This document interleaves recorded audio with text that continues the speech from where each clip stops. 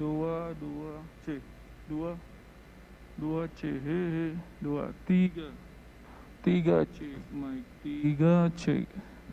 tiga cek mic tiga C he empat cek mic empat cek mic empat cek satu C he satu cek mic satu C cek sinyalnya sih aman ya. Ya, harapnya bagus. Ya. Cek. Oke. Tinggal yang selanjutnya ya. Cek satu cek. Satu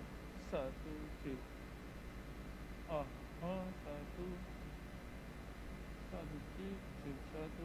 234 aman ya? Kenapa Om? Kenapa?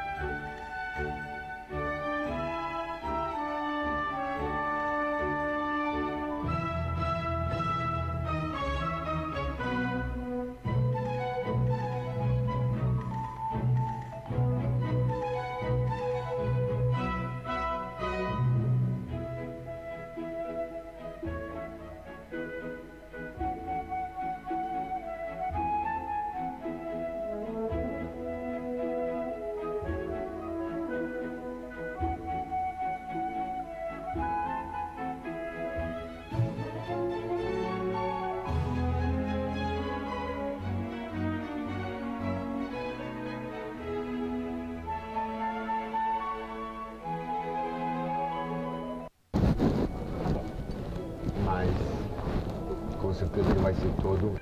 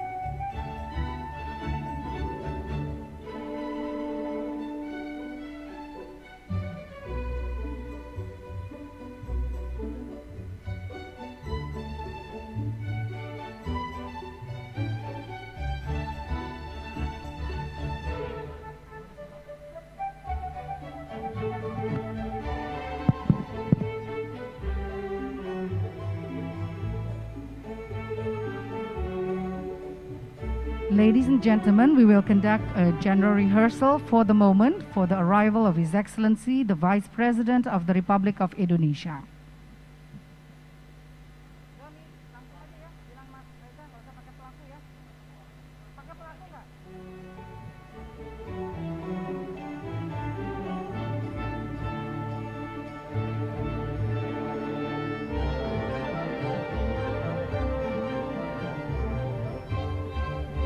Untuk petugas yang nanti akan membawa baki untuk Bapak Wakil Presiden, mohon untuk mendekat ke tempat pembawa acara.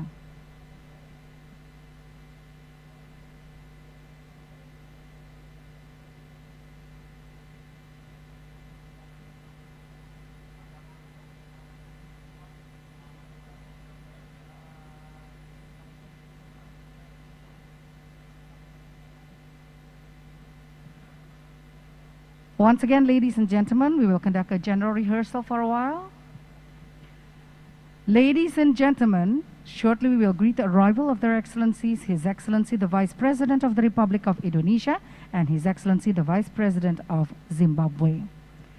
Please rise. His Excellency the Vice President of the Republic of Indonesia and His Excellency the Vice President of Zimbabwe have arrived at the ballroom.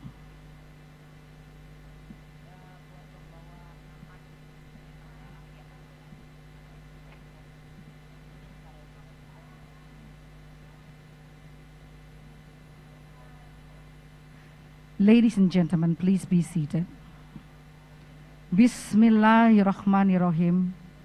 Your Excellency, the Vice President of the Republic of Indonesia, Mr. Ma'ruf Amin, the Vice President of Zimbabwe and Minister of Health and Childcare, His Excellency, Mr. Constantino Gouveia Dominic Nyikatzino Chiwenga, Minister for Public Works and Housing of the Republic of Indonesia, His Excellency Mr. Basuki Hadi Mulyono, and Excellencies, Ministers from friendly countries, heads of international organizations, Chair of Sanitation and Water for All, SWA, Mr. Patrick Moriarty, Representative of SWA Global Leadership Council, Mr. Myo Zin Nyut, distinguished guests, ladies and gentlemen from around the globe.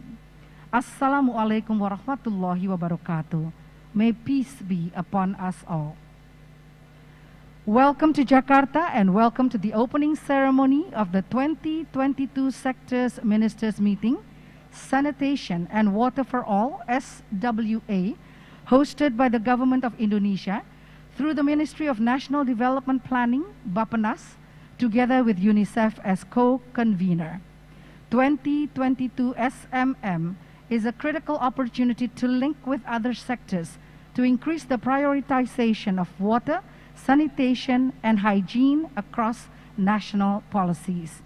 The two-day event draws the theme, Building Forward Better for Recovery and Resilience. We are delighted that 69 ministers from 37 countries are joining this event. To start this auspicious occasion, report from the Chair of Sanitation and Water for All, SWA Steering Committee. Please welcome Mr. Patrick Moriarty.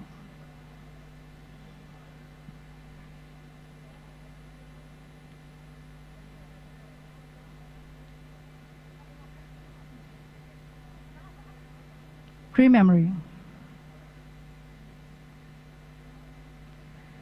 And now, ladies and gentlemen, it is with great pleasure to invite His Excellency, the Vice President of the Republic of Indonesia, to deliver his speech, followed by the striking of the gong, marking the official opening of the 2022 Sector Ministers Meeting.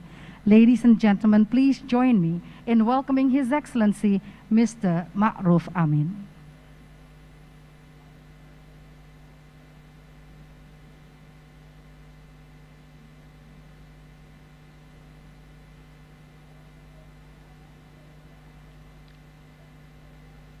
We kindly invite to accompany His Excellency for the striking of the gong, the Vice President of Zimbabwe, Minister for Public Works and Housing of the Republic of Indonesia, Chairman of SWA Steering Committee, Representative of Global Leadership Council of SWA. His Excellency the Vice President will now strike the gong to mark the official opening of the 2022 Sector Ministers Meeting. On the count of 3. 1, 2, 3. The 2022 Sector Ministers Meeting is officially opened. Water, sanitation, and hygiene for all, always and everywhere. Bapak Wakil Presiden mohon berkenan untuk berfoto bersama. May I invite Excellencies to conduct a photo session together. 1, 2, 3. Thank you. Please kindly return to your seats. Your Excellencies, distinguished guests, ladies and gentlemen, we have come to the end of the opening ceremony of the 2022 Sector Ministers Meeting. Thank you to their Excellencies, the Vice President of the Republic of Indonesia and the Vice President of Zimbabwe and Minister of Health and Childcare for gracing us with their attendance. Have a fruitful and productive meeting. Before we continue with the following program, ladies and gentlemen, please rise. His Excellency, the Vice President of the Republic of Indonesia, will now leave the ballroom.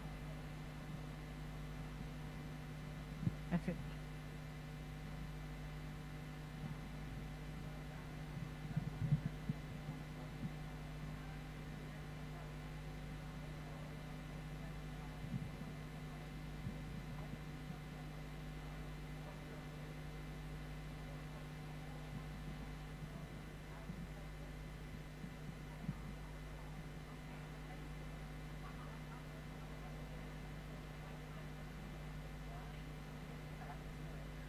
Ukur sama kamera sana biar backgroundnya enak dari siang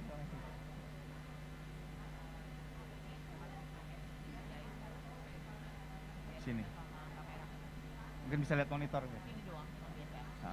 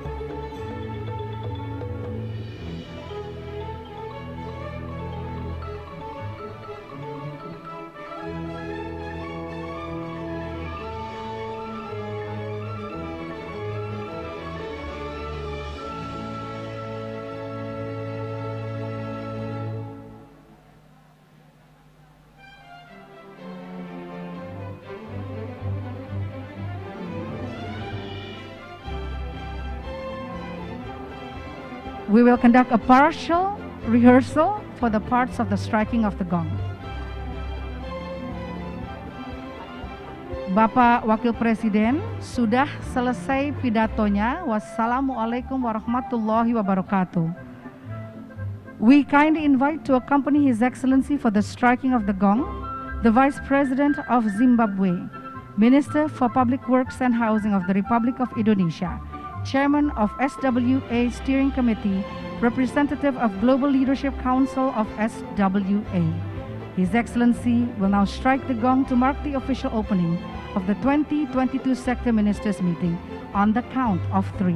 1, 2, 3. The 2022 Sector Ministers Meeting is officially opened. Bapak Wakil Presiden mohon berkenan untuk berfoto bersama.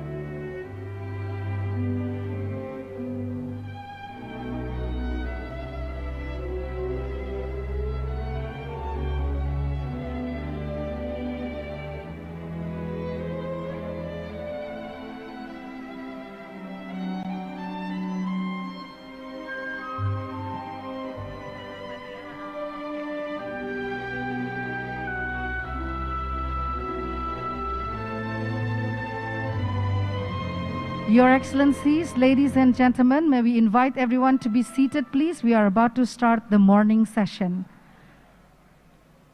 Once again, ladies and gentlemen, please take your seats. We are about to start with the morning session.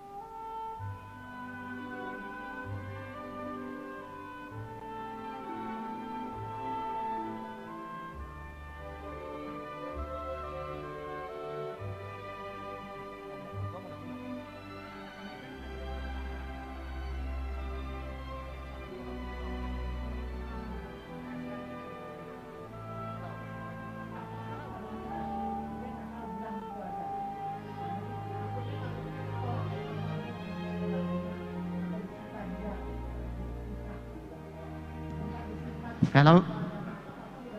Check. Good morning. If everyone could please take their seats. Could you get me an interpretation set?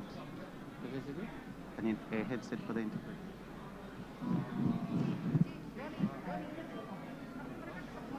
If everyone could please take their seats, we need to get started in order to stay on schedule this morning.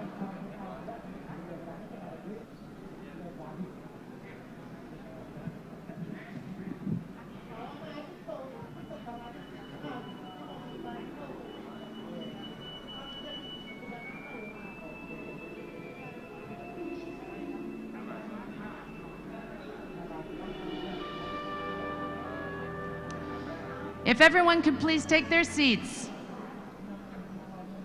It's time to get started.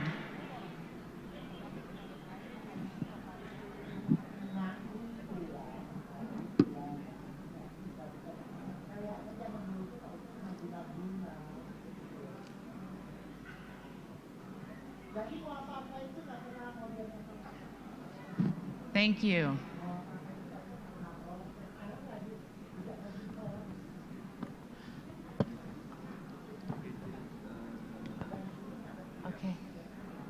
I'll start now. Honorable ministers, distinguished guests, dear participants, welcome to the 2022 Sector Ministers Meeting. My name's Lucinda O'Hanlon. I'm the head of policy and strategy at Sanitation and Water for All. Bom dia. Bonjour. Buenos dias. Selamat datang di Jakarta. My name is Muyatwa Sitali, and I'm the head of country engagement at the Sanitation and Water for All Secretariat.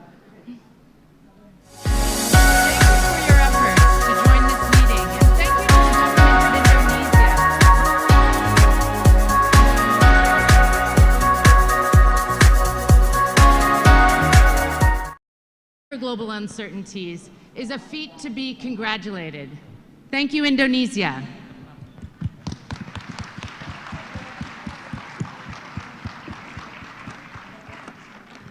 Together with our host and our co-convener, UNICEF, we are excited to see so many of you here. This sector ministers meeting saw the highest confirmation rate ever, including ministers of water, sanitation, and hygiene, together with ministers of health, environment, and economy. We are energized by the enthusiasm that the partnership has brought to this meeting. Through the preparatory process and through your diverse contributions at all levels. We appreciate the time that you have taken to join us for this two-day meeting, with some of you having traveled over 48 hours in order to be here with us today. We recognize that the commitment that you all bring to achieving universal access to water, sanitation, and hygiene, and we are ready to make the most of the 2 days that we have before us. Unfortunately, not everyone who really wanted to be here was able to arrive. The past 2 years have made us all accustomed to unforeseen changes in plans as we all navigated a world characterized by uncertainty on many levels. We bring the salutations of our dear Chief Executive Officer, Ms. Catarina de Albuquerque, who unfortunately could not travel at the very last minute on the advice of her doctor. She has been in touch with many of you over the many years of her service, and especially in the preparations for this meeting, and has been hugely committed to achieving the goals of this meeting over the last year. All of you who know her very well, we also know that she's extremely devastated that she's unable to be here to join us. And I'm sure you will join me, you will join all of us in wishing her a speedy and full recovery. As with any meeting of this size and seniority, there are last-minute changes. And so without further ado, let me share with you the definitive proceedings that we will have for the meeting this morning. We will start with a video from the Executive Director of UNICEF, Ms. Catherine Russell. That will be followed by opening remarks, which will be delivered by her representative, Mr. New Newt, who is the Deputy Regional Director for the East Asia and the Pacific region. That will be followed by the opening plenary, which will be moderated by my dear, The opening remarks from Mr. New Newt will be followed by opening remarks from our steering committee chair, Dr. Patrick Moriarty. He's the steering committee chair of the Sanitation and Water for All partnership. That series of opening remarks will be followed by the opening plenary, which my dear colleague and friend, Lucinda O'Hanlon, will moderate. After that plenary, we will have to vacate the room so they can prepare it for the inauguration ceremony, which will be done by the Vice President of Indonesia. And when we vacate the room, we expect that they will take about half an hour, and so we should be back in here by 10 a.m. That will set us off for the inauguration ceremony, which will be followed by the first plenary session that will focus on the triple crisis, from triple crisis to the triple win.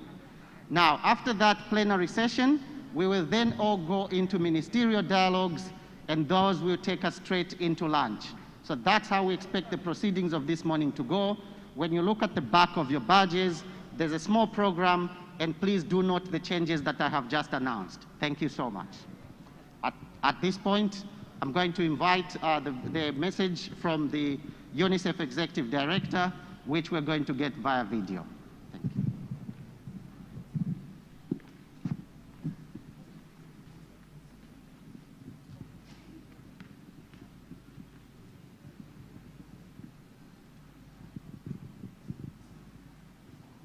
I thank the government of Indonesia for hosting us and the Sanitation and Water for All partnership for convening this critical discussion. Water and sanitation are the foundation of all sustainable development, and they are a crucial key to helping every child survive and thrive. Working together, we have made significant progress, But when 300,000 children still die every year from diseases linked to unsafe water and inadequate sanitation, we know we need to do more. This is especially critical now as the world considers how to get back on track to achieve the SDGs. UNICEF is committed to continuing our work with all of you to scale up proven solutions and to drive innovation to jumpstart our progress. Specifically, we are committing to reaching 50 million people with sustainable water, sanitation, and hygiene by 2025. We will not get there without political and cross-sectoral collaboration, which is why this meeting is so important. I hope you find the discussions and presentations in the coming days both productive and inspiring, and I look forward to continuing our work together and to protect the health and well-being of children, families, and communities in our shared world. Extremely grateful to UNICEF. We're extremely grateful to UNICEF for hosting the Secretariat of the Sanitation and Water for All, and also for being the co-convener of this extremely important meeting. At this point, I would like to invite to the podium Mr. Mew Newt, who is the Deputy Regional Director for the East Asia and the Pacific region. Mr. Newt.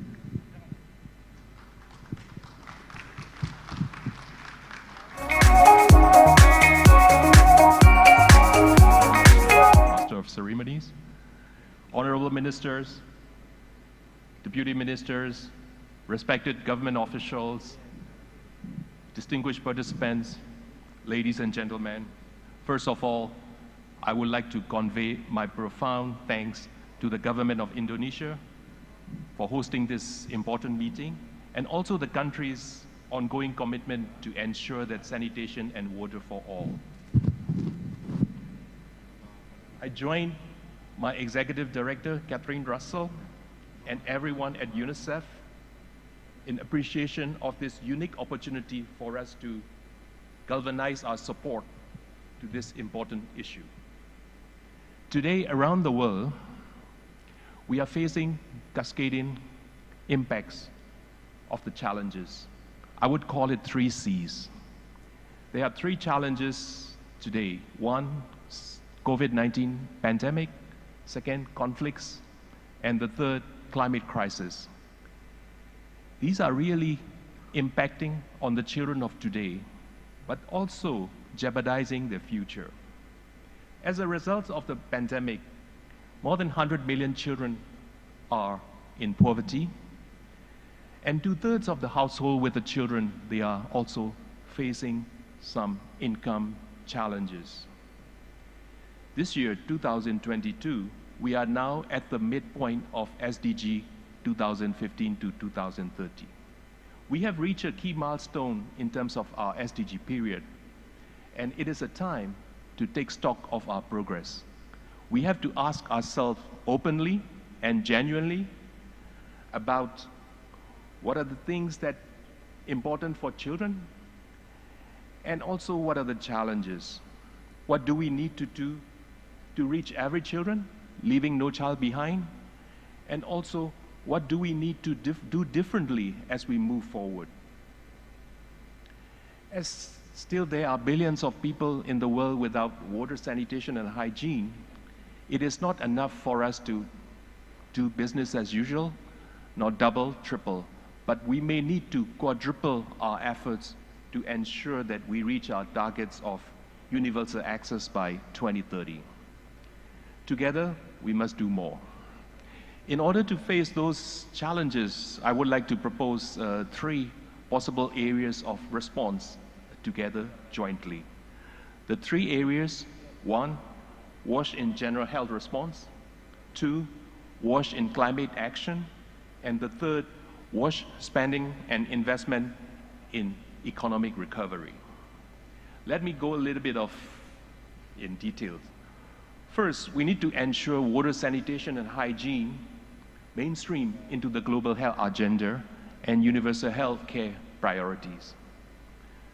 We know that unsafe water sanitation can cause diseases and infections, and safe water really saves lives. Despite those information, 1 out of 4 health centers globally are not having water services. This is not a very difficult thing to fix. Roughly, spending $1 per capita, it would bring basic water services to all health facilities in 47 least developing countries. And on average, it would take only 20 US cents per annum per capita to really operate and maintain those services. There are promising examples that we will hear from government colleagues. For example, in 2021, the Ghana's Ministry of Health developed a costed plan to provide sustainable wash services in the healthcare facilities that include also plan for the domestic resource mobilization. This joint investment is a win-win situation for the health sector, for the wash sector, and most importantly for children, families, and the communities. Secondly, we need to talk about WASH and climate action. WASH should be a central component of the climate policies and adaptation plans. And likewise, climate resilience should also be prioritized in all our WASH policies, plans, and programs and investment. Climate change poses a great threat for children's future, from floods, from heat waves, droughts, cyclones. Children on Earth today experience at least one episode of climate or environment hazard. This is really serious.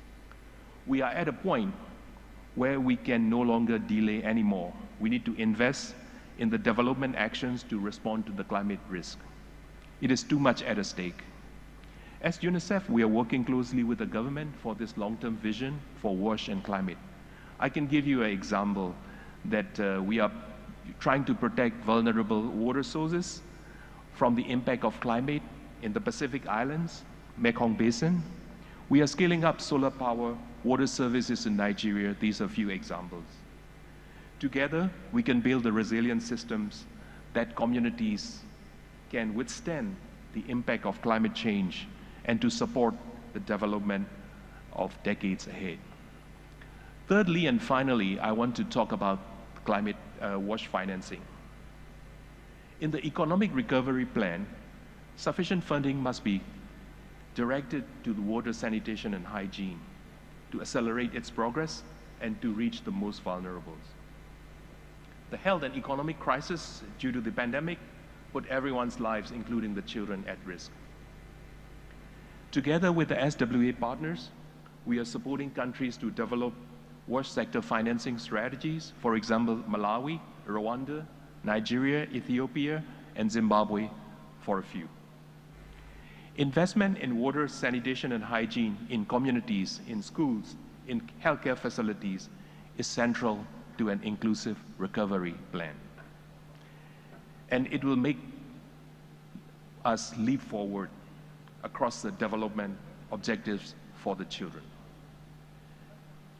Honorable ministers, distinguished guests, ladies and gentlemen, the 2 days we are here will be the moment of opportunity, not just to discuss the challenges and issues, but to unlock our collective leadership and to unleash our partnership potential to find solutions for this generation of children and many generations to come.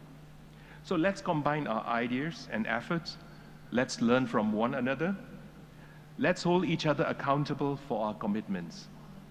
And let's make the coming decade the time for our action, results, and progress to this critical sector.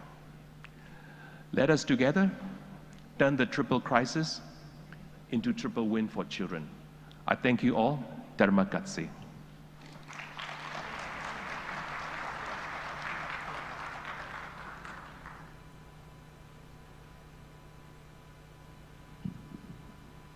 Terima kasih, Mr. Newt. Thank you so much for those remarks, reminding us of the midpoint where we are in the SDG journey, but also highlighting some critical examples of the kind of success that we can see if we work together as partners. Distinguished guests, ladies and gentlemen, honorable ministers, I have the rare privilege of calling upon Dr. Patrick Moriarty, who is the steering committee chair of the Sanitation and Water for All, to provide his opening remarks. Thank you.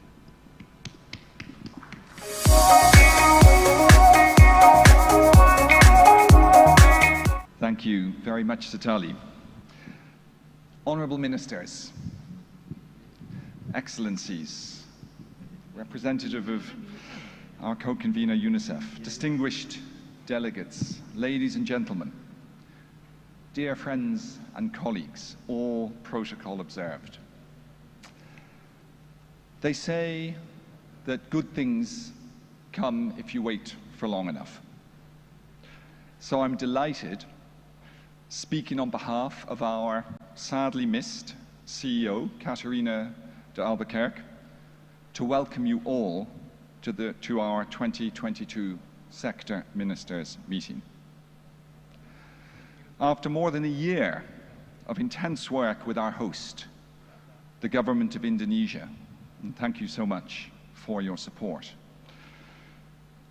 and together with UNICEF, our host and co-convener, seeing you all here today, physically, not virtually, physically, not on a Zoom meeting, in the same room, is a huge pleasure.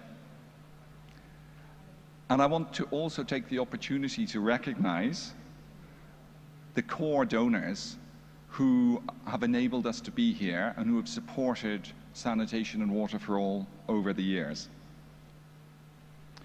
It's 3 years since our last Sector Ministers meeting. Many of you in this room were with us in Costa Rica in 2019, and now here we are in Jakarta. Ministers of Water and Sanitation with us again, but also now together with Ministers of Environment, Health and Economy. And of course together with our delegates, experts working across these issues for the achievement of the SDGs, SDG 6 in particular. I know that we can look forward to 2 days of fantastic, constructive and ambitious dialogue. And there's a lot to discuss. There's a lot of progress to recognize. But, crucially, as Mr. Muir was saying, there's much more to be done. We are not on track to achieve the Sustainable Development Goals, especially Sustainable Development Goal 6. And that, let's face it, is the unpalatable starting point for today's proceedings. And so we, as a partnership, I think have one benchmark for success in relation to this meeting. When we leave in 2 days' time, we all need to feel confident that we can put the world and our countries back on track.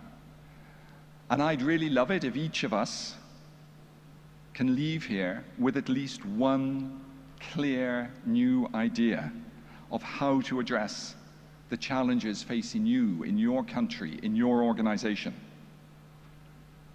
And so when we close the meeting on Thursday, assuming we have time, we may even do a quiz. We may call you out to say what your idea is. So, honourable ministers and everybody else, you've been warned.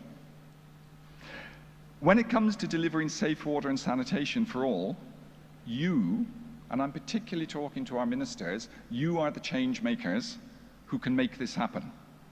And you have a fantastic opportunity in the next 2 days to share ideas, to tackle problems, and to build partnerships, to strengthen intersectoral connections, to address the triple crisis, which is the focus of this meeting, the role of water and sanitation in building forward better.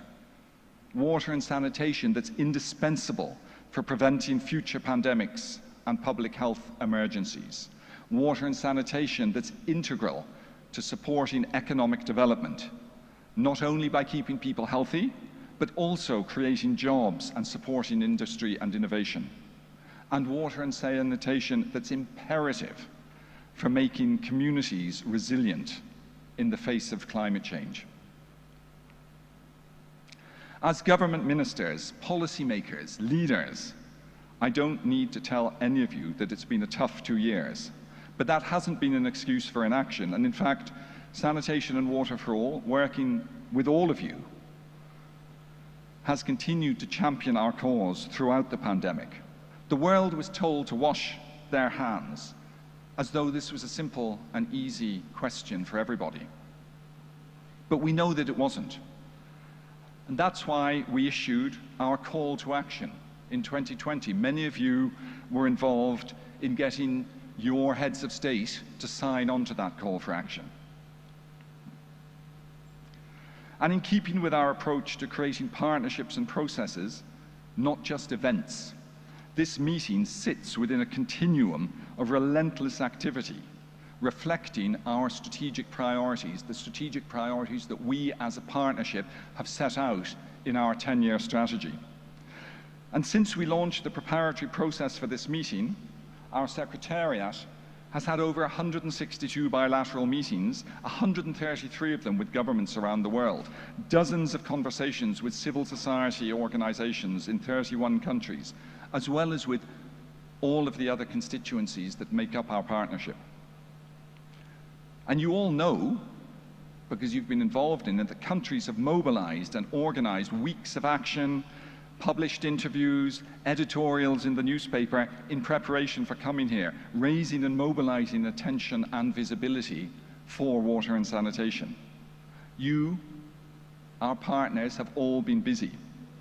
In Niger, Zimbabwe, and Mali, we've seen real progress in improved financing for water and sanitation. In Colombia, Cote d'Ivoire, and Nigeria, we've seen how increased political will can drive change, can ease bottlenecks, and prioritize water and sanitation. In Pakistan, Paraguay, and the Democratic Republic of Congo, we have seen how involving a wide range of stakeholders in developing policy can create sustainable solutions. This meeting isn't an endpoint. It's a milestone, a staging point on our shared journey. There's all the work that you've done leading into it in your countries. And we know that that will continue after this gathering when you go home. Your leadership is a driving force on this journey towards universal access. There's also more global gatherings that this meeting, our conversations are going to feed into. Not least of these will be the UN Conference on Water in 2023, but we also have COP26, 27 in Egypt this year, not to mention our Sanitation Water for All Finance Ministers meeting in 2023. Excellencies and friends, if you're in any doubt about the need for fresh impetus, I'd like to share with you a quote from a United Nations Development Programme report. The world has the technology, the finance, and the human capacity to remove the blight of water insecurity from millions of lives. What's lacking are the political will and vision needed to apply these resources for the public good. Do any of us know when those were written? A year ago? 2, 5?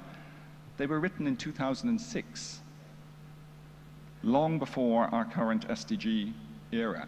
And this can't go on.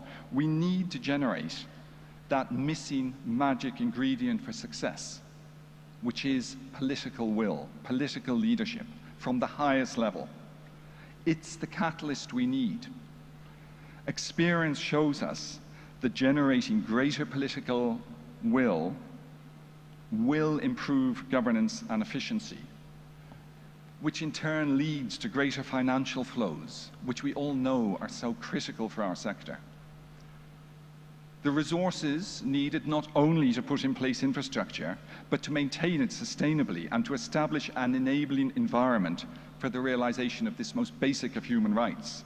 And this means change. It means creating legal and regulatory frameworks, an institutional setup which has clear roles and responsibilities, policies and strategies, which set a vision for universal access, and of course the monitoring and accountability to hold us all to that vision. All of these elements are indispensable, both for maximizing existing finance and attracting new sources. And it's all within our grasp when we have the high-level political leadership, the likes of which we see in the room today. The SWA Partnership is determined to chart a better path forward with our commitment to multi-stakeholder action, mobilizing our 6 constituencies, civil society, the private sector, research and learning, utilities and regulators, and of course external support agencies. And you, government, leading all of us. One pathway for this multi-stakeholder engagement is through our mutual accountability mechanism. We met to discuss that yesterday, where we come together to agree a vision and work collaboratively to get there. 340 individual commitments, including 52 tabled by national governments. With that, we have the starting point for that political will and leadership. Together we can seize the opportunity to deliver. But you, our ministers, need to lead the way. And the next 2 days are critical to that journey. I want to recognize how important it is that we have physically gathered here with us over 50 ministers, as well as 350 delegates. Those responsible for water, sanitation and hygiene, yes, but also, as I said earlier, environment, health and economy. This is a significant step forward in the change in how we do business. It gives us a better shot at creating integrated policies that meet people's needs and uphold their human rights. It will take us closer to universal access to water and sanitation. So, how is it all going to work? How is the meeting going to work over the next 2 days? There are 3 types of moments that we're going to enjoy together: plenary sessions, ministerial dialogues, and showcasing commitments.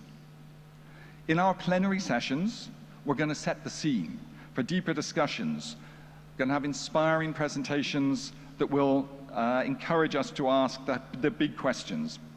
In the ministerial dialogues, the signature features of this meeting, we'll really get to work. That's where our ministers will talk to each other, discuss the issues that are keeping you awake at night, brainstorm solutions and share best practices. And there'll be 4 dialogues reflecting the priorities in front of us today. The first today is on the role of political leadership in championing change. The second on sustainable recovery through reforms and collective action. And then tomorrow, a further one on financing the recovery and building resilience, and our final dialogue on the crucial issue of accountability. In addition to our plenaries and dialogue sessions, we'll also have short sessions where we showcase the commitments that many of you are making around the world, demonstrating what's possible through partnership and mutual accountability. The key subject areas, the triple crisis we face in health and climate and economy, run through every moment. And each session is underpinned by the triple answers to the crisis: strong leadership, good governance and finance, and accountability. At the end of each day, we'll have an opportunity to hear from some of our participants about what excited them most during the day, what they'll be bringing home to their partners, colleagues, and communities. Excellencies, colleagues, friends, we're here to learn together. We're here to work together. We're here to solve problems together. Everyone here has a role to play in achieving our goals, not just in your country, community, or your sector, but for the people you're here with, the people you're dialoguing with. We're here to help each other. We're here to support one another. That's how partners are supposed to behave. That's the power of partnership, and that's what we must do. Our goal is global. Our efforts are for everyone. You, here in this room, are the change makers, the champions that your countries need. And with that, I invite you to get started. Thank you very much. Terima kasih, Pak Patrick. Thank you so much. We really appreciate these remarks covering the journey that we've had to prepare for this meeting, and also the many dialogues that will happen here to hopefully bring results to the water, sanitation, and hygiene sector. I think that we have set before us a really fantastic agenda, so I will move straight to asking my dear colleague and friend, Lucinda O'Hanlon, to take us straight into the opening plenary. Thank you so much. And a big hand for Lucinda and the ministers coming up forward, the panelists. Thank you, Sitali. Plenary one speakers, I invite you to the stage.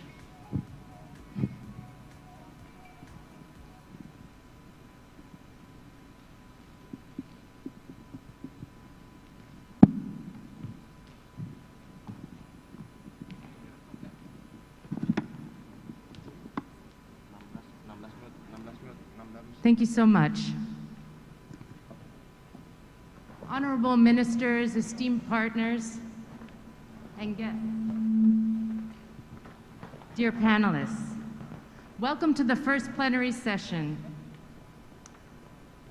This one is focused on moving from a triple crisis to a triple win and the role of political leadership in this regard. Our partnership believes that political leadership is key to achieving our dreams for the sector.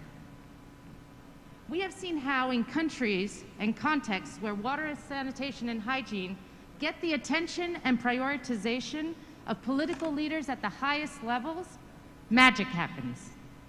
The impossible becomes possible. Crises, challenges, and problems turn into wins, opportunities, and solutions. We have with us today an amazing group of leaders who will share with us their experience that demonstrate this. First, we have Honorable Minister Abida Siddiq Mia, Minister of Water and Sanitation from Malawi. And we have His Excellency, Mr. Oscar Rojas, Vice Minister of Water from Ecuador. And we have Mr. Jack Sim, founder of the World Toilet Organization in 2001 and creator of World Toilet Day, which is a UN-recognized international day. Honorable Minister Mia, we know that the Ministry of Water and Sanitation in Malawi is quite newly established. Having a dedicated ministry is a valuable accomplishment. What was the political engagement required to get the head of state, His Excellency Lazarus Chakwera, the President of Malawi, to create this new Ministry for Water and Sanitation? And what are the results and impact that you've already seen in the short time since its establishment? Please. Honorable Ministers, distinguished guests, ladies and gentlemen, thank you, Lucinda, for your question. It is an honor to be with you at the Sector Ministers meeting for the first time. On political engagement required for the head of state to create the new ministry, first, let me commend His Excellency Dr. Lazarus McCarthy Chakwera, President of the Republic of Malawi, for his leadership in which he has set up the new Ministry of Water and Sanitation and Hygiene as a priority at the highest level of his government. And my presence is a clear testimony of that commitment today. Before, our ministry was under natural resources, and it was a blanket ministry, a very big ministry, and did not get the attention it needed. Right now, we have our own vote within Parliament. Of course, our funding has been increased this year, and it also increased a little last year. So things are looking up for the Ministry of Water and Sanitation. And also heeding to the voices of all donor partners, civil society partners, that is also a reason why this standalone ministry was established, to provide dedicated and improved leadership, of which was critically lacking in the sector. We have developed a climate resilience WASH finance strategy to be launched in June 2022. Malawi is still experiencing the devastating impacts of COVID-19 and climate change with regards to the cyclones that have hit Malawi over the past year, like Anna and Gombe, Halima, Batsirai. We were hit very badly, and I'm sure you know about those cyclones. So a lot of our systems have been damaged. We're also talking about the rural, the rural areas. A lot of the AfriDef pumps have been covered by sludge and mud. So those, we've lost so many in many, many areas. According to the UNICEF and WHO Joint Monitoring Program 2020 report, current basic access to water services delivery was at 70%. Access to sanitation and the sewage systems obviously is at 27% in Malawi at the moment. Our target is to reach 100%. We have a very long way to go, but we will reach there. We want everyone to have access to safe water and sanitation by 2030. So as a standalone Ministry of Water and Sanitation, we want to maximize green investments that address the multiple needs for water and create job opportunities for Malawians. For example, we are investing in solar energy to reduce the cost of production of water by replacing the hydropower, which has been very expensive for the water boards, and taking about 80% of our profit margins from those water boards. At the moment, for example, we have Blantyre Water Board. We have just set up a solar plant for 20 megawatts of power, and we're getting more financing for another 30 megawatts, so that we have 50 megawatts that will definitely take our bills down by 80%. And that's huge. Out of a profit of a revenue of 1.5 billion, we were only getting 300 million, because 1.2 billion was going to pay for electricity, which was a real big loss. And we've also have a new intake there, because the intake that we had was 6 meters deep, and we had to do a lot of dredging, and we've moved it deeper into the riverbed, 22 meters, and we're going to pump it up using the solar power and then gravity fed, so we save on the areas that we still need a little bit of hydro. And we're doing that across the country. We're also doing that in the northern region, in so many water treatment plants. Most of them have gone solar. So that's a huge achievement for Malawi. And if we talk about Lilongwe Water Board, they have so many systems they've put in place, especially with regards to non-revenue water. Our non-revenue water, for example, in Blantyre Water Board was at 52%. That's a huge loss, because over and above losing on electricity bills, we were also losing through water that's just after treatment.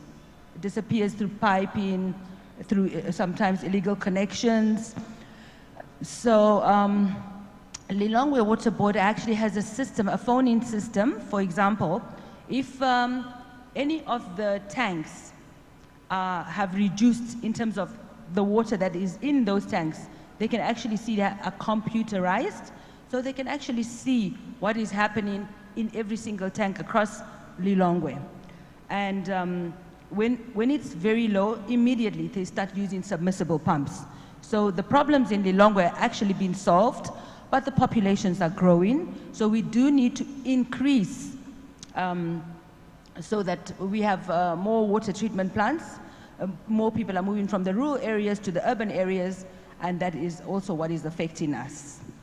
But I would like to also let everyone to know that within the Lilongwe Water Board, they have a center for mothers that when they deliver, they can, nursery for them to feed their babies, have their bottles there, microwaves and stoves, so at lunchtime or break time, the mothers can go in and out to feed them. That was very impressive. I was very impressed with that, and I'm sure other water and sanitation ministers would like to do that in their countries, because it's very encouraging, and I think that's very good for gender,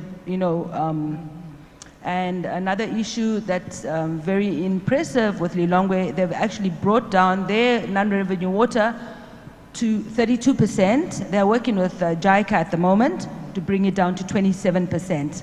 So we're doing okay.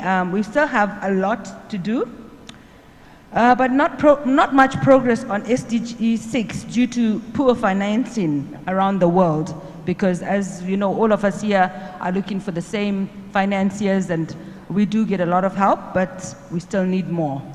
Okay. Thank you so much, Honorable Minister. You're welcome. This is very inspiring, hearing how in the short period since the establishment of the ministry, such concrete actions have been taken to put you on the path and create the momentum for achieving SDG 6 in Malawi. Thank you so much. Thank you, Lucinda. Thank you so much.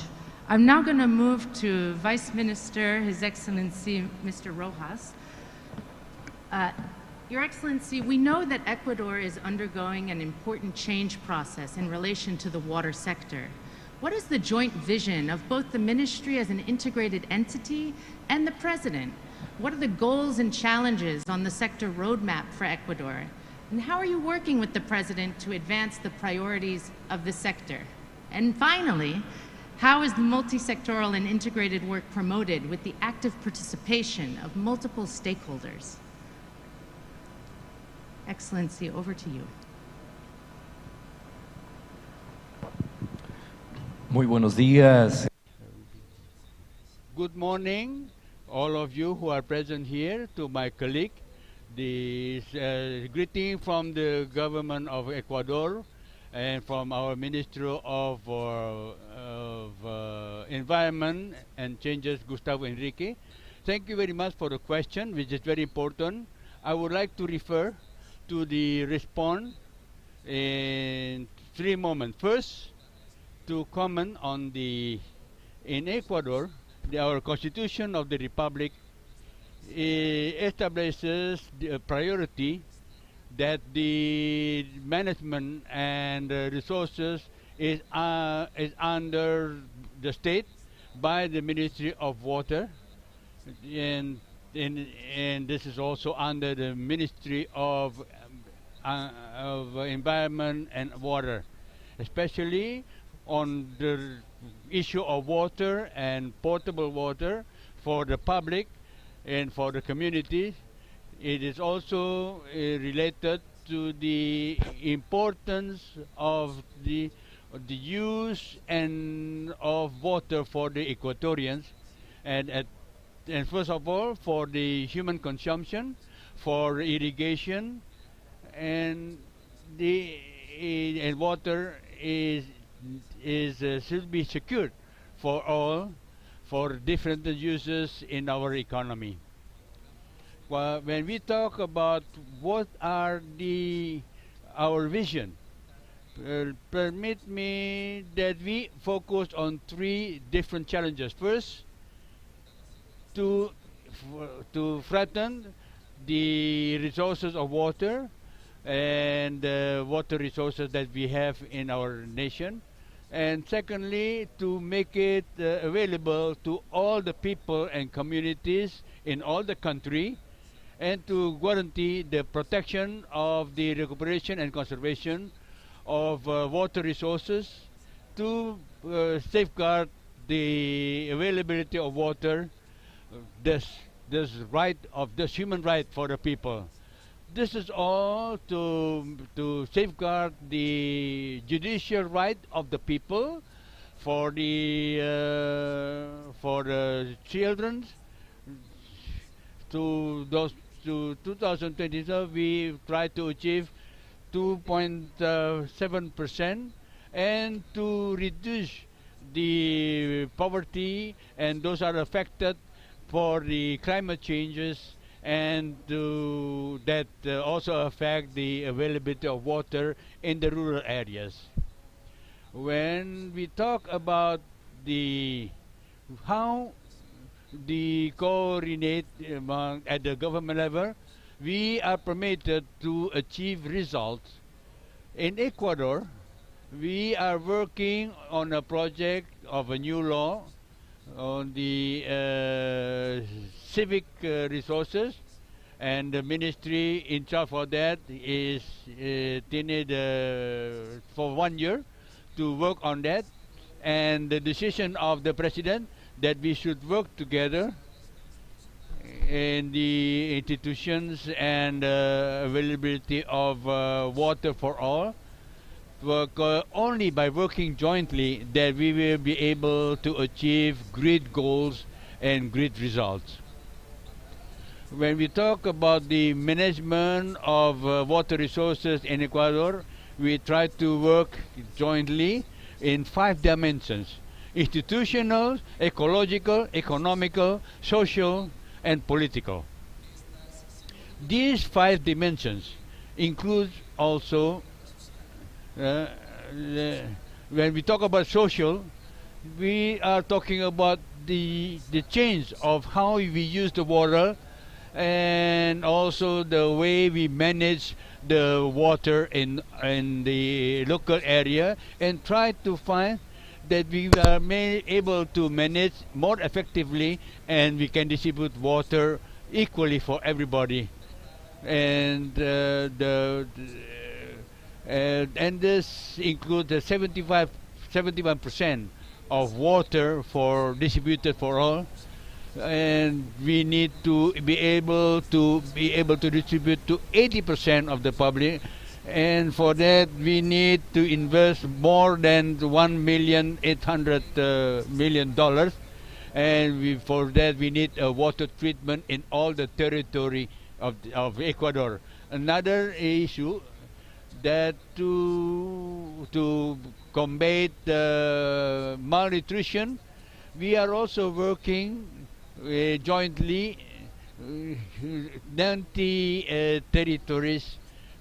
That one of the main objective is to make it available water to the children in the rural areas, which are only which only covers 75% of the coverage, and it is 50% of the water are already contaminated for many reasons.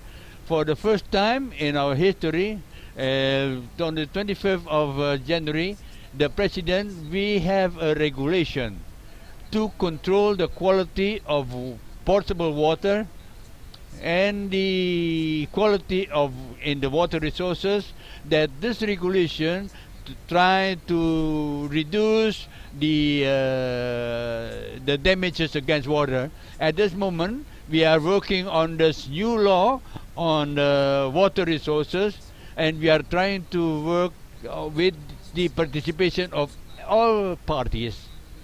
In the government of Ecuador, we are now working, and we are convinced that we cannot work alone is impossible. We have to work together. Thank you very much.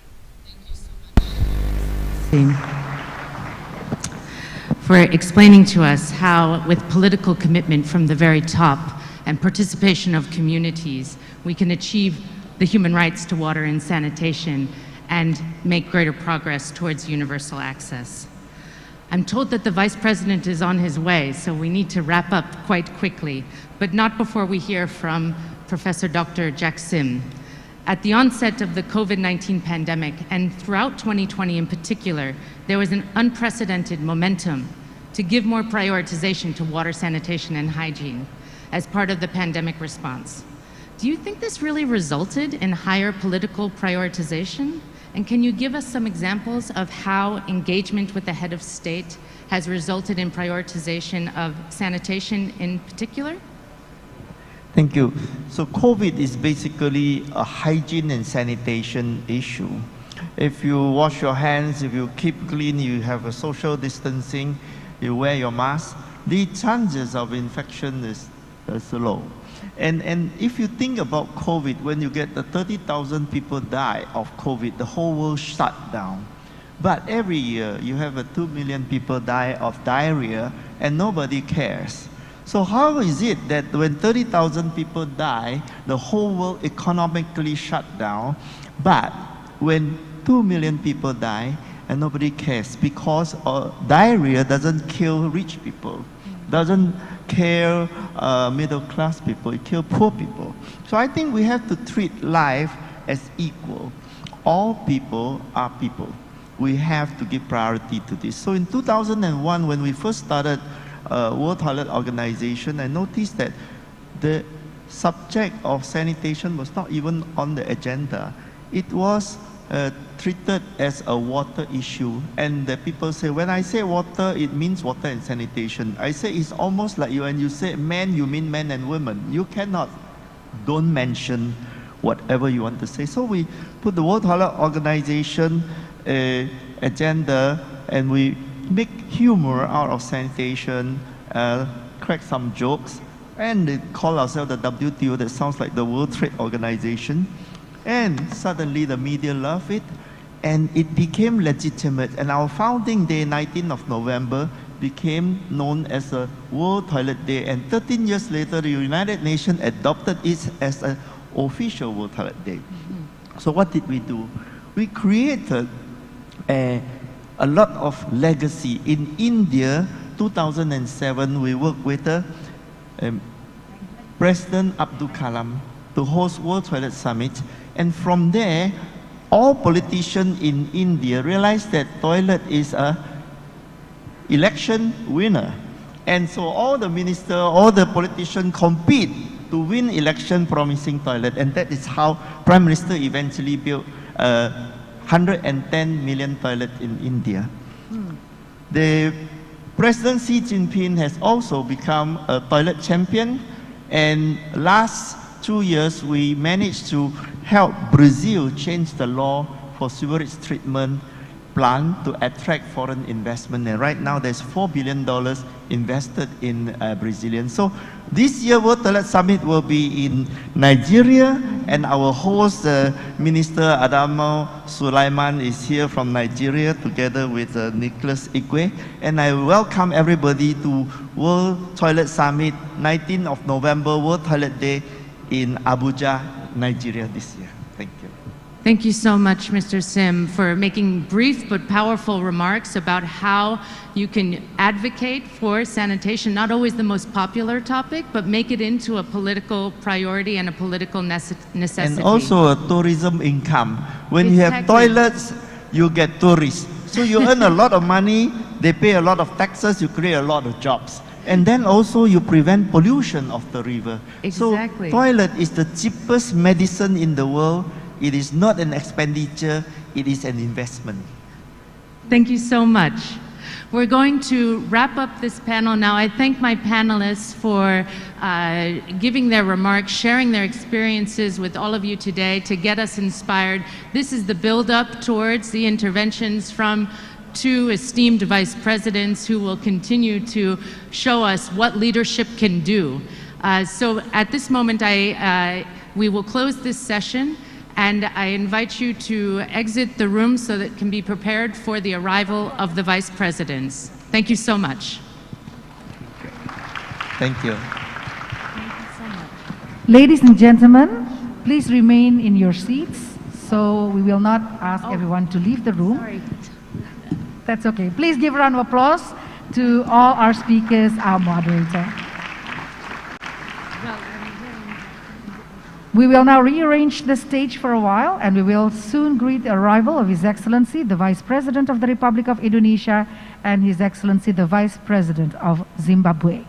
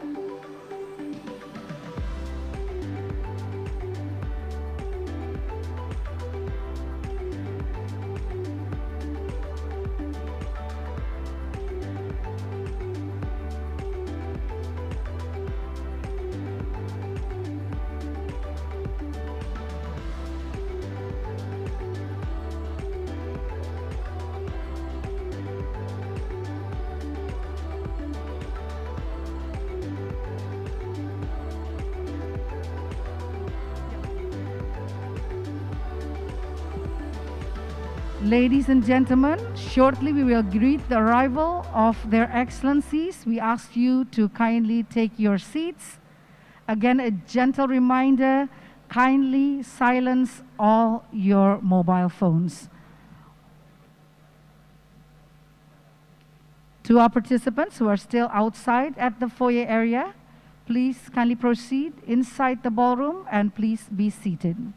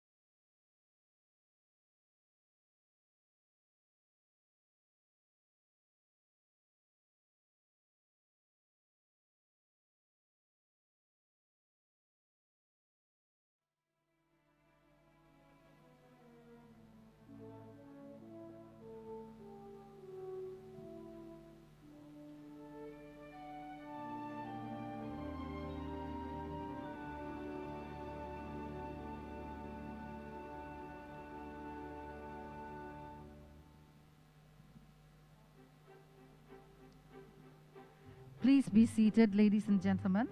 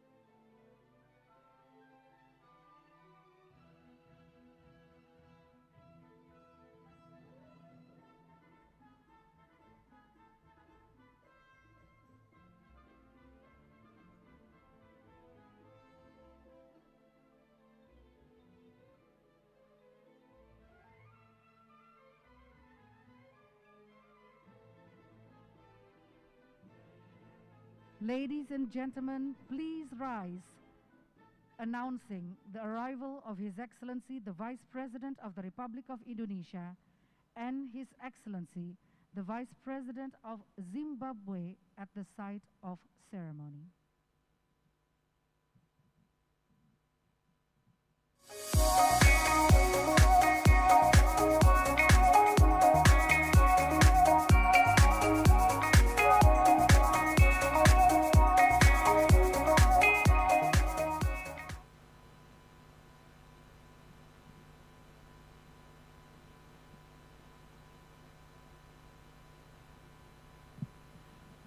Please be seated.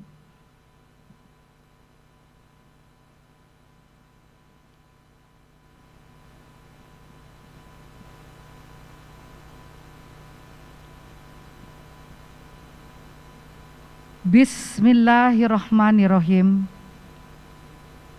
Your Excellency, the Vice President of the Republic of Indonesia, His Excellency Mr. Ma'ruf Amin, the Vice President of Zimbabwe and Minister of Health and Child Care, His Excellency Mr. Constantino Gouveia Dominic Nyikadzino Chiwenga, Minister for Public Works and Housing of the Republic of Indonesia, His Excellency Mr. Basuki Hadi Mulyono, and Excellencies, Ministers, Vice Ministers from friendly countries, heads of international organizations, Chair of Sanitation and Water for All, SWA, Mr. Patrick Moriarty, Representative of SWA Global Leadership Council, Mr. Myo Zin Nyut, distinguished guests at Swiss Hotel in Jakarta,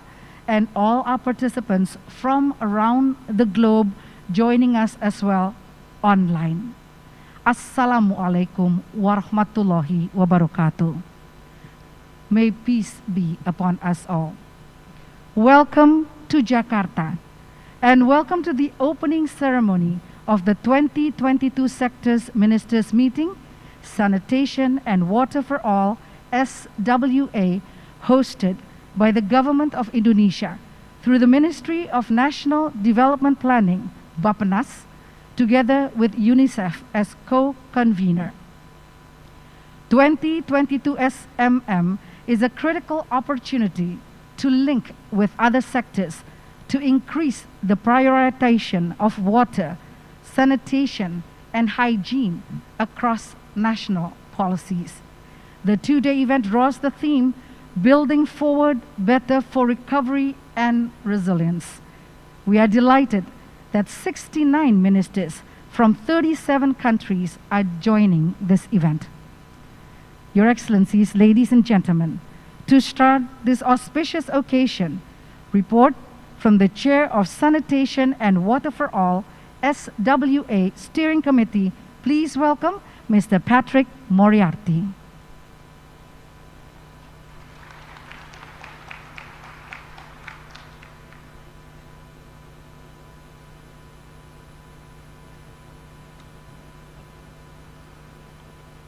Thank you very much. Your Excellencies, it's at the heart of everything that Sanitation and Water for All as a partnership believes in, that high-level political leadership is the single most important element in assuring our goal of providing safe water and safely managed sanitation to everyone in the world. So I'm therefore excited and deeply honored to be in the presence not only of His Excellency Ki Ai Haji Ma'ruf Amin, the Vice President of Indonesia, our host for these 2 days, but also of His Excellency Vice President Constantino Chiwenga of Zimbabwe. Excellencies, your presence here honors us, and it gives us hope that we can succeed in our goal of drawing the support of the highest levels of political leadership to water, sanitation and hygiene. Excellencies, you see gathered here with us, before you, ministers of water, sanitation, environment and health from 57 countries, more than 50 ministers, more than 350 delegates, senior representatives of Sanitation and Water for All's constituencies, civil society, external support agencies, research and learning, the private sector, and utilities and regulators. Excellencies, we're here to dialogue with each other, to learn from each other, and to share with each other. But above all, we're here to enthuse and encourage each other, to ignite a belief that we can put our countries and the world back on track to achieving our goals as set out in the Sustainable Development Goals. Because, Excellencies, we're currently off track. Most countries are going to fail to deliver on the Sustainable Development Goal and the basic human right of safe and safely managed water and sanitation to everyone. We've been knocked off target by COVID-19 and now face the challenge of accelerating climate change, not to mention the pre-existing challenges of demographic growth and change and ever-growing competition over scarce water resources.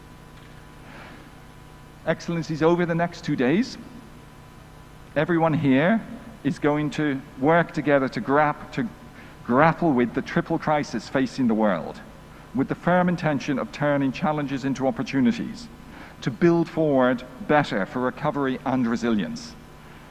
In that, we see water and sanitation as indispensable for preventing future pandemics and public health emergencies, integral to supporting economic development, not only by keeping people healthy, but also creating jobs and supporting innovation, imperative for making communities resilient in the face of the climate crisis. In our shared 10-year strategy, we see 3 linked outcomes as essential: that we invest in and drive profound change in the systems that supply water and sanitation to make these more equitable and resilient, and crucially, to make them more attractive to finance, our sector's Achilles heel. To achieve that, we must create broad and inclusive platforms for multi-stakeholder engagement. We can only drive lasting systems change by working together with all of the people represented by you, the delegates in this room. And together with that, we need to ignite political leadership from the highest levels of power and decision-making, because only with that will our other outcomes be possible. And therefore, your presence here with us today makes us confident that we can achieve that. And before handing over to today's guest of honor for the official opening of our sector ministers meeting, let me also take an opportunity to thank you, Your Excellency, and the government of Indonesia, Bappenas, for hosting us here, for your warm welcome, and for the tireless work that the local organizing committee, and especially Bappenas, has put into making this amazing event possible. And so, without further ado, please let me hand over to Your Excellency, Ma'ruf Amin, Vice President of Indonesia. Thank you.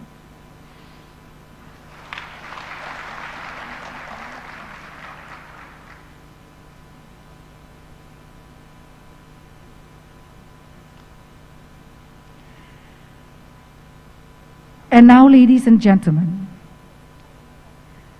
it is with great pleasure to invite His Excellency, the Vice President of the Republic of Indonesia, to deliver his speech, followed by the striking of the gong, marking the official opening of the 2022 Sector Ministers Meeting. Ladies and gentlemen, please join me in welcoming His Excellency, Mr. Ma'ruf Amin.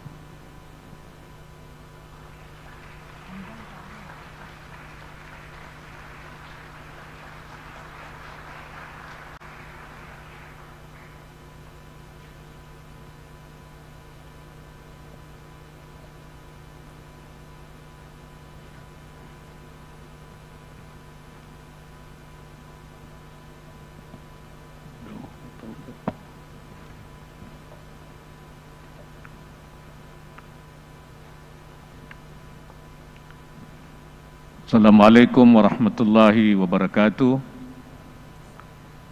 Selamat pagi, salam sejahtera bagi kita semua. Bismillahirrahmanirrahim. Yang saya hormati Wakil Presiden Zimbabwe, Menteri Pekerjaan Umum dan Perumahan Rakyat Republik Indonesia, para Menteri Negara Sahabat, Ketua Steering Committee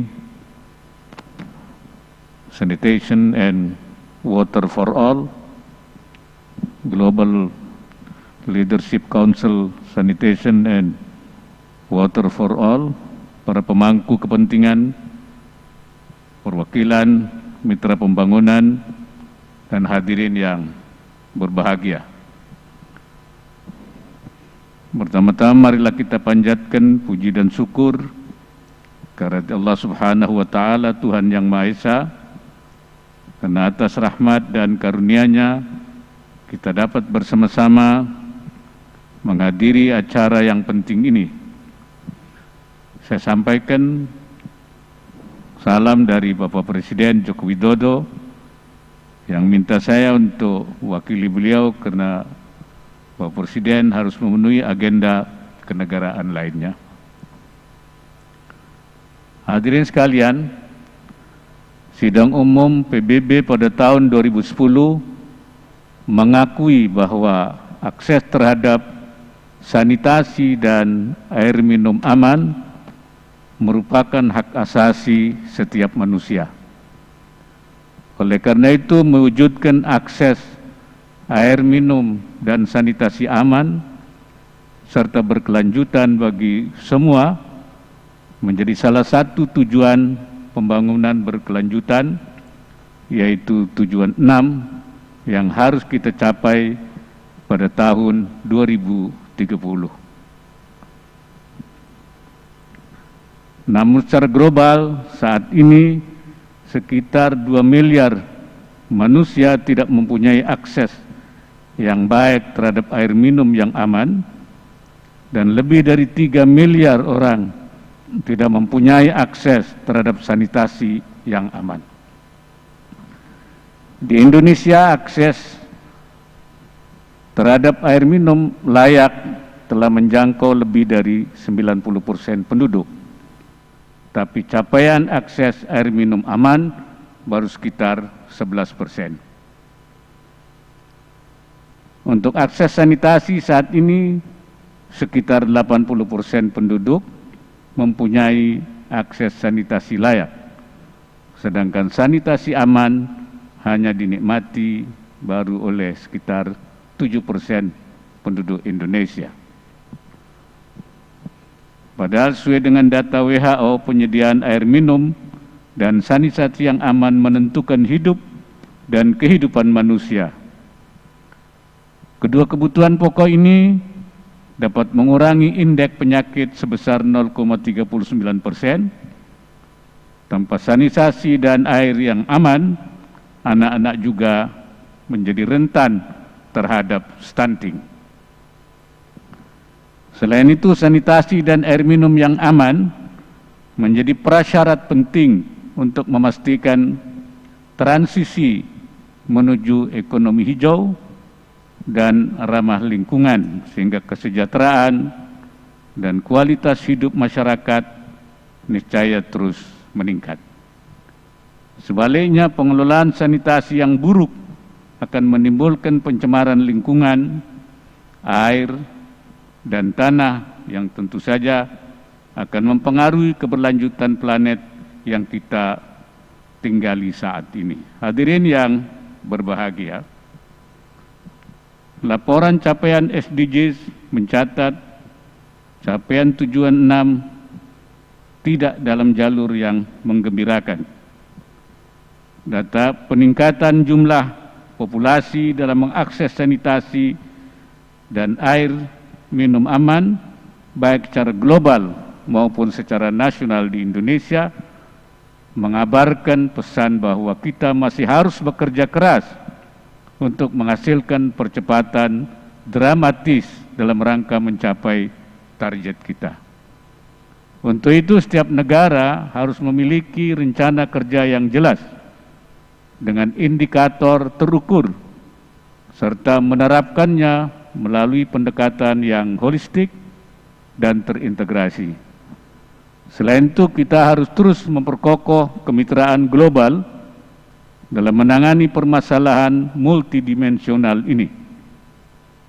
Dalam semangat kemitraan global inilah Indonesia akan menjadi tuan rumah World Water Forum tahun 2024. Saya berharap pertemuan pada hari ini memberikan manfaat dan kontribusi optimal dalam mendorong pencapaian tujuan tersebut. Oleh karena itu, pertama, melalui pertemuan ini, kita teguhkan komitmen bersama secara global untuk meningkatkan akses masyarakat terhadap sanitasi dan air minum aman, serta menjadikan penyelesaian masalah ini sebagai prioritas pembangunan di negara kita. Komitmen yang kuat dari para pemimpin negara akan mendorong mobilisasi sumber daya yang diperlukan. Yang kedua, jadikan forum ini sebagai ajang untuk saling belajar dan bertukar informasi tentang praktek terbaik di suatu negara atau wilayah, sehingga dapat direplikasi di negara atau wilayah lainnya. Selain itu juga menjadi platform untuk mencari solusi atas berbagai permasalahan yang kita hadapi, baik terkait dengan supply, melalui inovasi teknologi tepat guna, hingga ke masalah teknis dari sisi demand melalui komunikasi perubahan perilaku.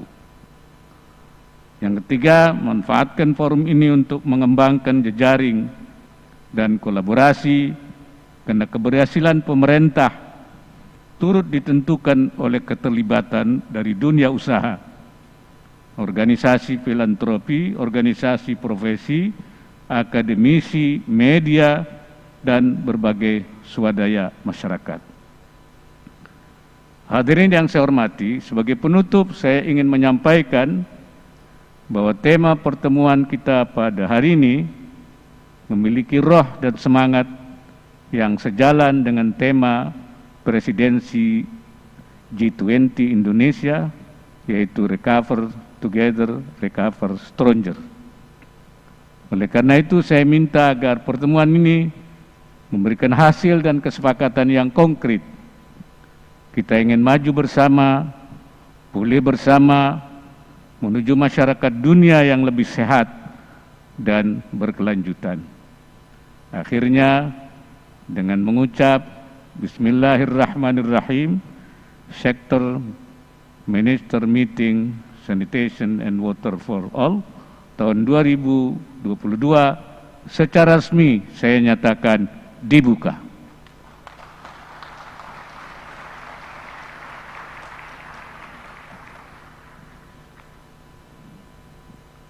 Selamat melaksanakan konferensi.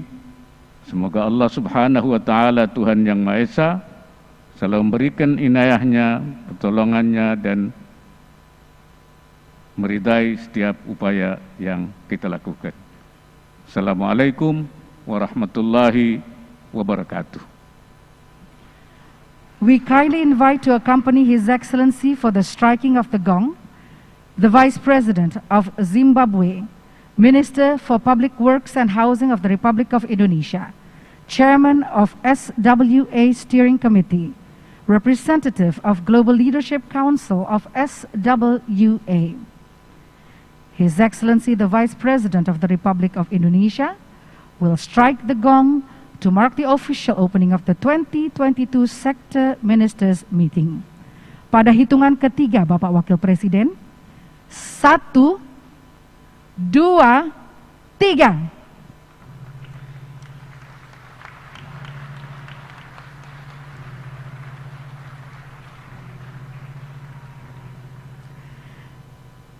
The 2022 Sector Ministers Meeting is officially opened.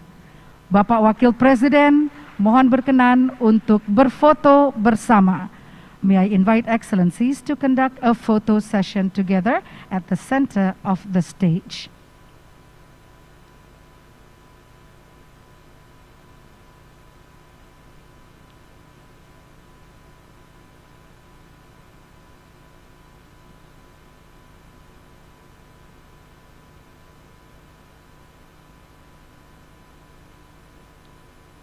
You are kindly requested to smile, even if we cannot see your smile. 1, 2, 3. Thank you very much. Kami silakan untuk kembali ke tempat semula. Thank you. Please kindly return to your seats.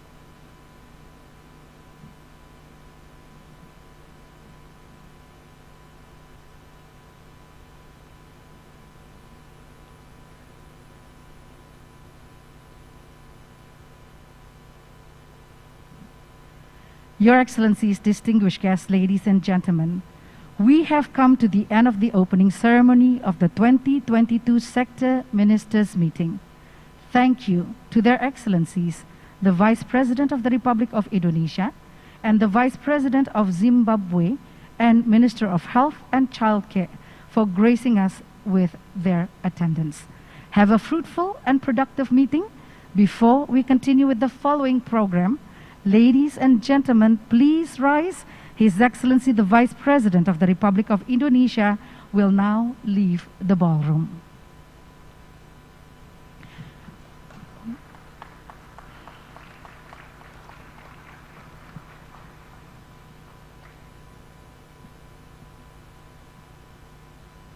Thank you to His Excellency, the Vice President of the Republic of Indonesia.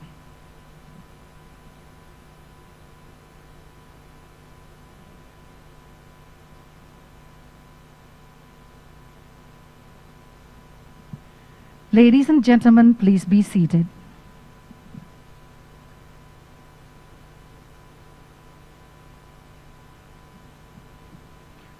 We will now continue with the following program for today. It is now a great honor to invite on stage to deliver the keynote address His Excellency Constantino Gouveia Dominic Nikatsino Chiwenga, Vice President and Minister of Health and Child Care of Zimbabwe.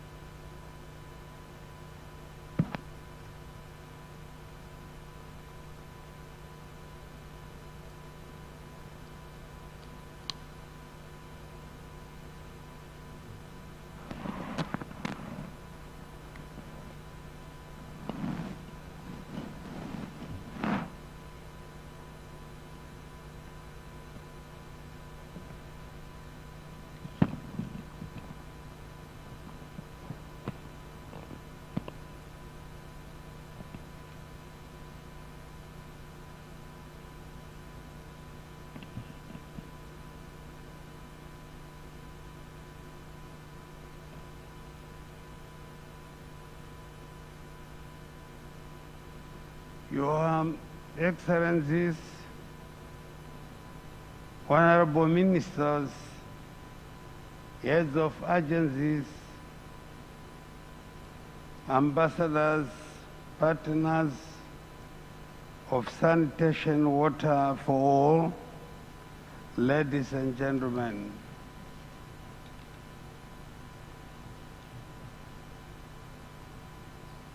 A very good morning to you all.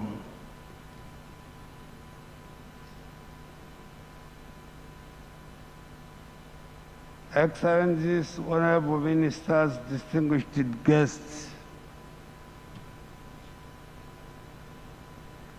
it gives me great pleasure to take part in this event hosted by the esteemed government of the Republic of Indonesia and co-convened by the Sanitation and Water for all Global Partnership and UNICEF.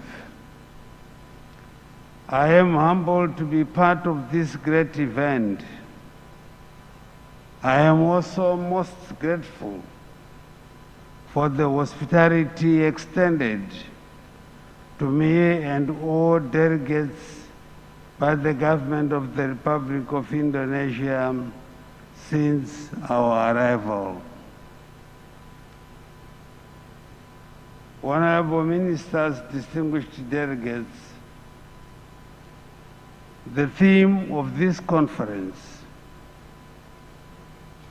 Building Forward Better for Recovery and Resilience, is most befitting in a world reeling under the triple crisis of health, that is the COVID-19, climate change, and the economy.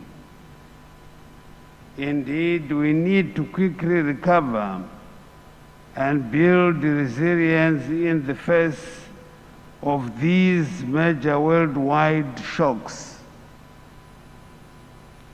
The challenges of climate change, droughts, unusual rain patterns, floods, and cyclones are becoming more frequent, while globally sustainable development continues to be unbalanced, leading to having functional water, sanitation and hygiene wash systems. Confronted by the COVID-19 pandemic and with no known treatment, the simple hygiene of washing hands with soap under running water, coupled with masking up and vaccination, have given the world hope for overcoming this pandemic. Honorable Ministers, fellow delegates, progress towards the achievement of sustainable development, goal number 6, during the period 2015 to 2020, has not been satisfactory. The proportion of the global population using safely managed water supply services increased from 70% to 74%. And at the current rate of progress, the world will reach 81% coverage by 2030, leaving 1.6 billion people without safely managed water supply services.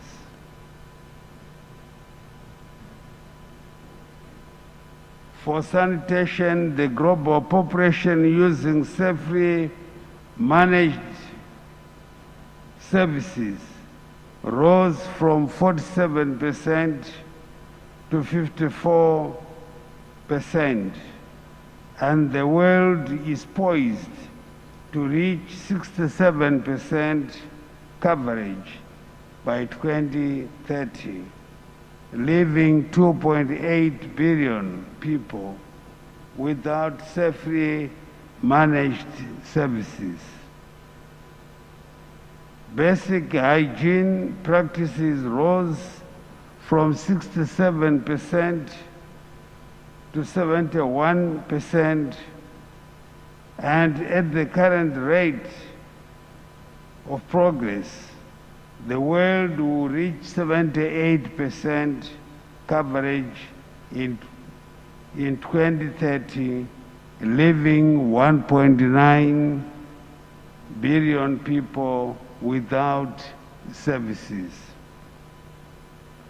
In addition, there are still wide regional disparities in access to wash services.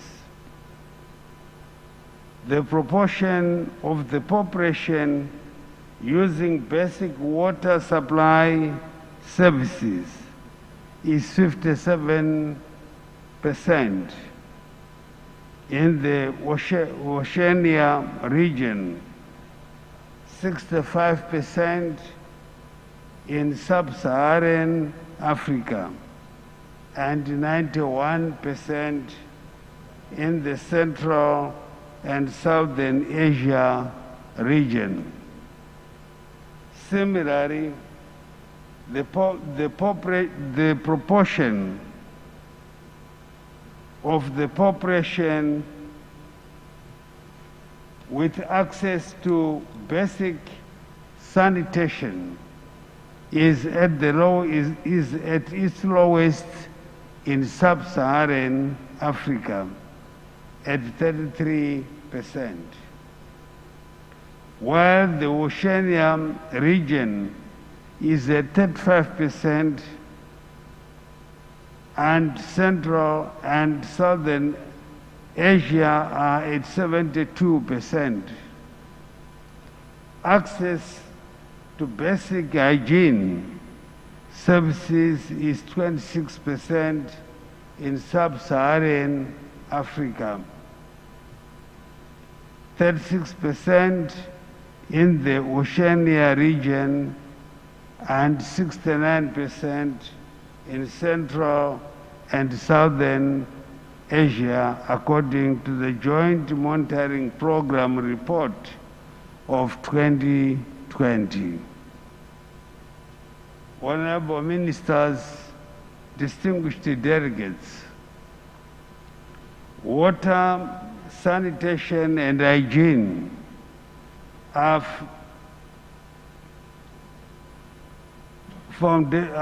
foundational requirements to effectively address many of the world's challenges and are indispensable building blocks for ensuring the health of communities and progress of our nations.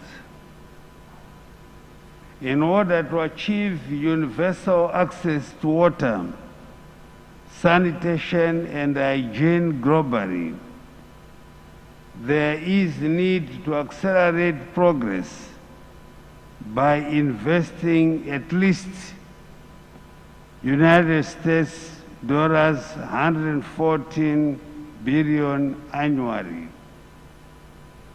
On the other hand, the cost of doing nothing would amount to US dollars 260 billion annually. Without adequate wash services, the risk of public health disasters increases, and the growth of economies is slowed, thus retarding human development. The burden of climate change and the COVID-19 pandemic should heighten our sense of urgency. Honorable Ministers, fellow delegates, there is no doubt that our individual and collective efforts to achieve the SDGs have been negatively affected by the triple crisis, but we have made some progress. In this regard, allow me to highlight progress on WASH service delivery in Zimbabwe as we seek to build forward better for recovery and resilience. With a population of around 15 million, 63% have access to basic drinking water services, while 36% and 42% have access to basic sanitation and basic hygiene services, respectively. In this context, Zimbabwe is committed to the global goals of ensuring universal access to wash services by 2030. Our commitment is demonstrated by the alignment of the government of Zimbabwe's policies and programs to sustainable development goals. To ensure universal access to wash services by 2030, Zimbabwe is at an advanced stage of developing WASH Compact guidelines. The Compact guidelines revolve around the following pillars of: 1, institutions and mutual accountability; 2, planning, infrastructure and service delivery; 3, monitoring, information and knowledge management; and 4, sustainable sector financing policies and strategies. In terms of our institutional framework, Zimbabwe's WASH sector is managed by an inter-ministerial committee, the National Action Committee, which superintends over the 3 subsectors of rural WASH, urban WASH, and the water resources management. At sub-national level, the National Action Committee is represented at provincial, district, and ward levels.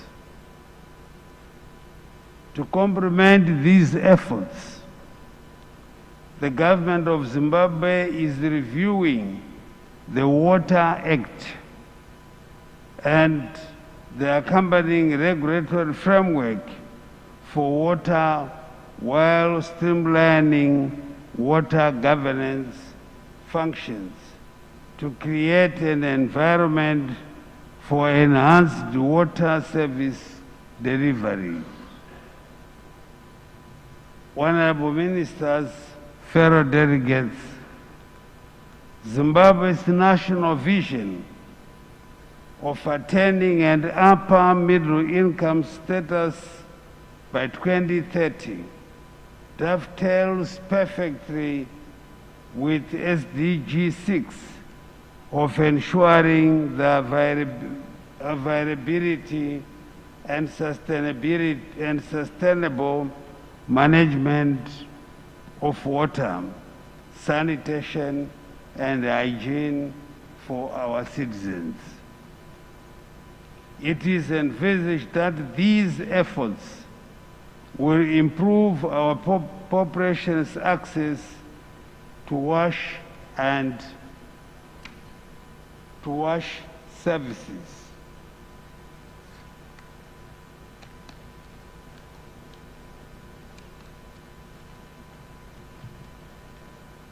Honorable Ministers, distinguished delegates, over the next 2 days, we have an opportunity to reflect on our progress and to share our experiences and insights into progress made in WASH services, service delivery in the various regions of the world.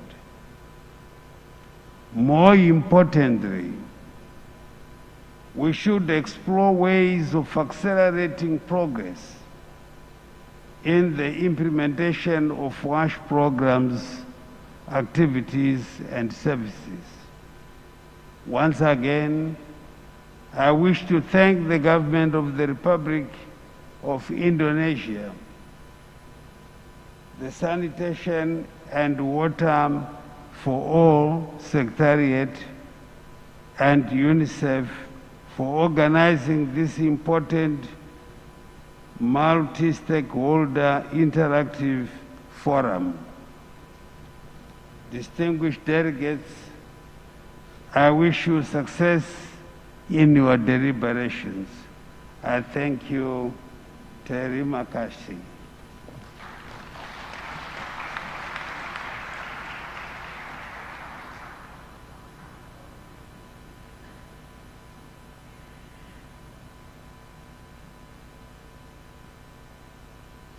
Terima kasih, His Excellency, Vice President and Minister of Health and Child Care of Zimbabwe. Ladies and gentlemen, we will now go to the next program, Showcasing Commitments.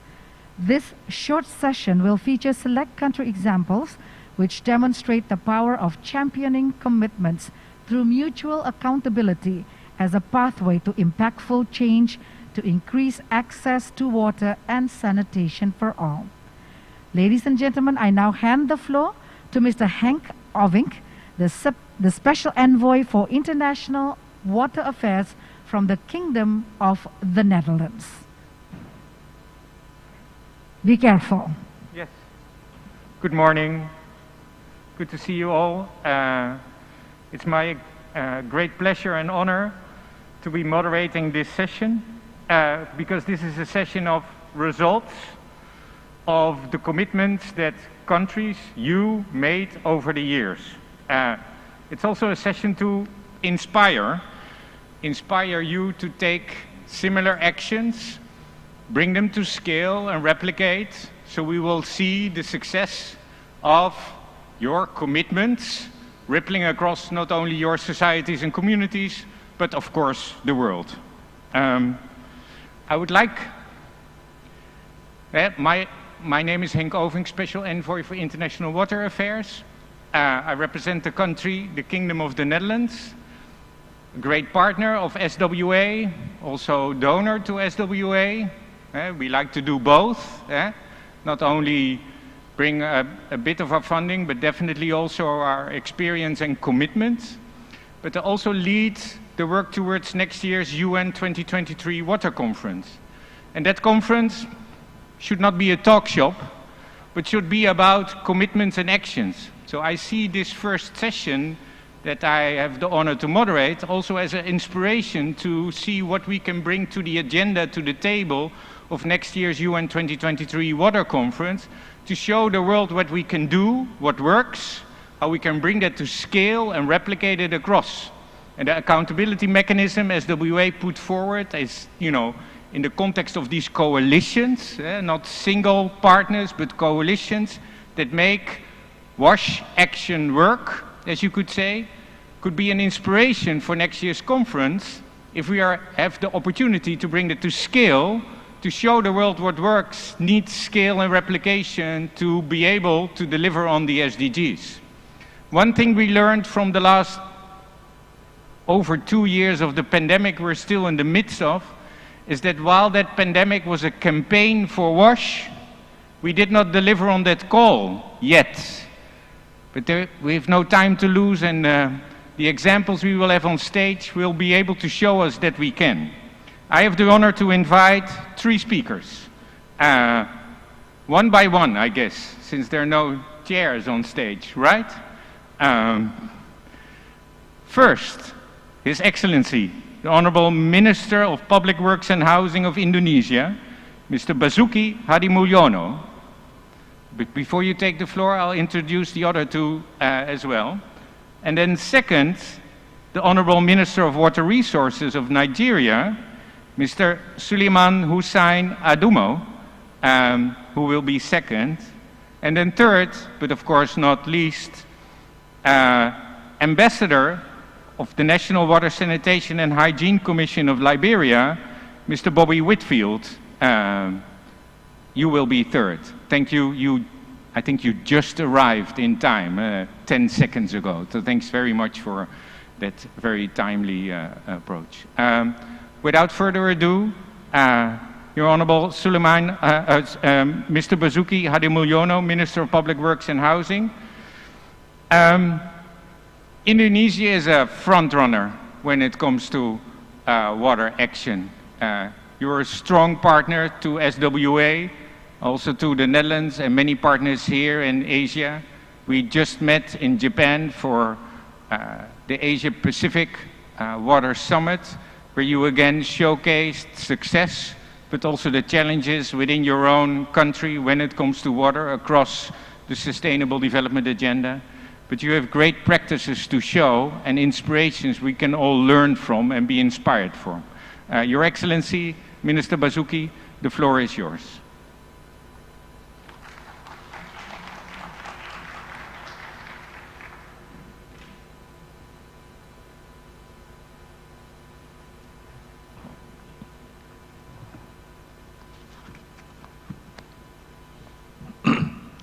Thank you, Hanks. Honorable distinguished Vice President of Zimbabwe, our friends and all the ministers and distinguished guests. Indonesia has engaged with variety of stakeholders, including the line ministers like Minister of Environment, Minister of Health, Minister of, even the Minister of Transportation, and also the Minister of Home Affairs, civil society organization, youth group, development partners, private sectors, and academia to discuss and review the progress of previous sector minister meetings, commitments, and then draft the new commitment that I would like to say here. So the new commitments are thus a result of our extensive consultation with multiple stakeholders over a period of 1 year. The new commitment built on the progress made so far is ambitious and covered 4 major areas. First, the strengthened political will. Second, equity-based monitoring and community engagement. Third, climate resilience in WAS to support climate agenda and expanding a partnership and alternative financing. The commitment number 1, enhance political commitment and investment to accelerate WAS scale-up in Indonesia, to also support stunting reduction and green economy. As the Vice President of the Republic of Indonesia said, this water development and provision also as a key factor to reduce the stunting and also to reduce the extreme poverty, especially in the rural area. Indonesia has made good progress in accelerating access to improve water, sanitation and hygiene. Nowadays, about 80.2% of population have access to proper sanitation. But as Vice President said, the safe sanitation is less than that. And also 90.7% of population have access to water supply, but also less than that, especially for the pipe water supply, is also maybe no more than 20% of the population. But all the people can take water from the good quality of water from duct well or from the groundwater wells. Water and sanitation development playing an important role in eradicate extreme poverty. Government of Indonesia has committed to eradicate extreme poverty from 4% now to reach 0% by 2024. The strategy is achieved through cross-sectoral area development approach in selected or prioritized areas. In 2021, 35 priority districts. Indonesia consists of more than 500 districts, have implemented extreme poverty eradication program, while in 2022 another 212 districts or cities will implement this program. By the end of 2024, the program will cover totally 514 district cities nationwide. So what I mean here is that all the program related to the water, water, sanitation, also housing, is focused in environment area.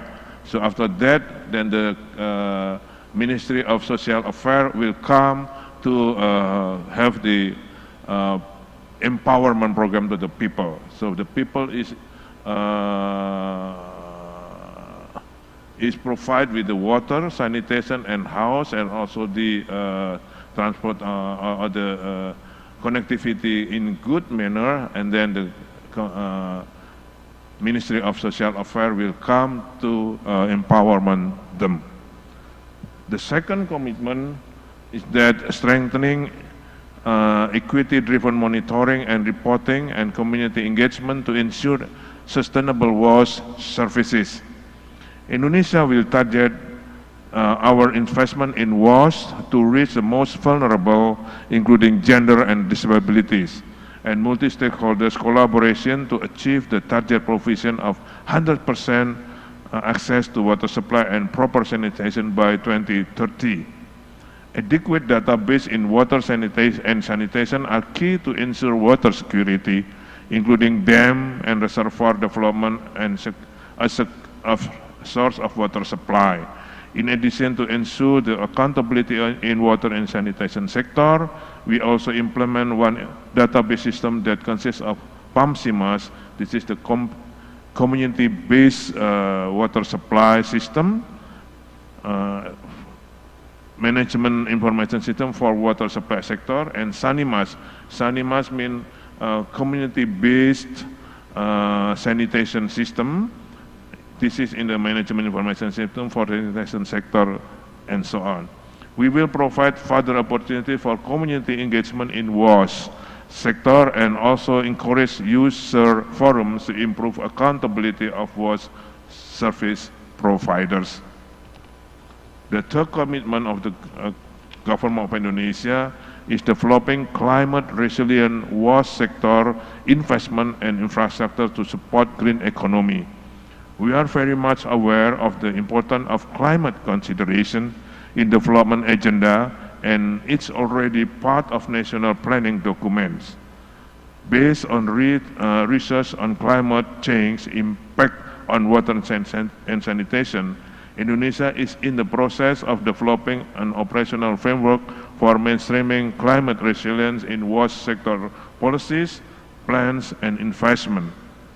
The WASH sector will play an important also role in contributing to the government targets on increasing investment in renewable energy, nature-based solution, and climate-resilient infrastructure. In addition, from 2015 up to now, Indonesia developed 61 new dams and optimization of 231 existing reservoirs to respond to the climate change challenges. So we believe that to combat the climate change, we have to first develop a new storage. We already have 231 dams, and we'll build 61 more new dams. Not only to develop the new dam, but also to revise the design of the dam itself, and also to optimize the existing dams, so to to have the adaptability to the climate change. The new development of dams are using storage forecasting through artificial intelligence and information technology. So we can know exactly what is the inflow and what is the amount of water can be supplied for electric power, for water supply, for irrigation, and also for tourism. Instrument modification in spillway or main dam. This is what I mean, to modify the existing dam to adapting to the climate change. So the dam itself can be operated more efficiently. Those technologies are used in order to maintain dam capacity on the targeted level as part of the climate change challenge and water-related disaster response.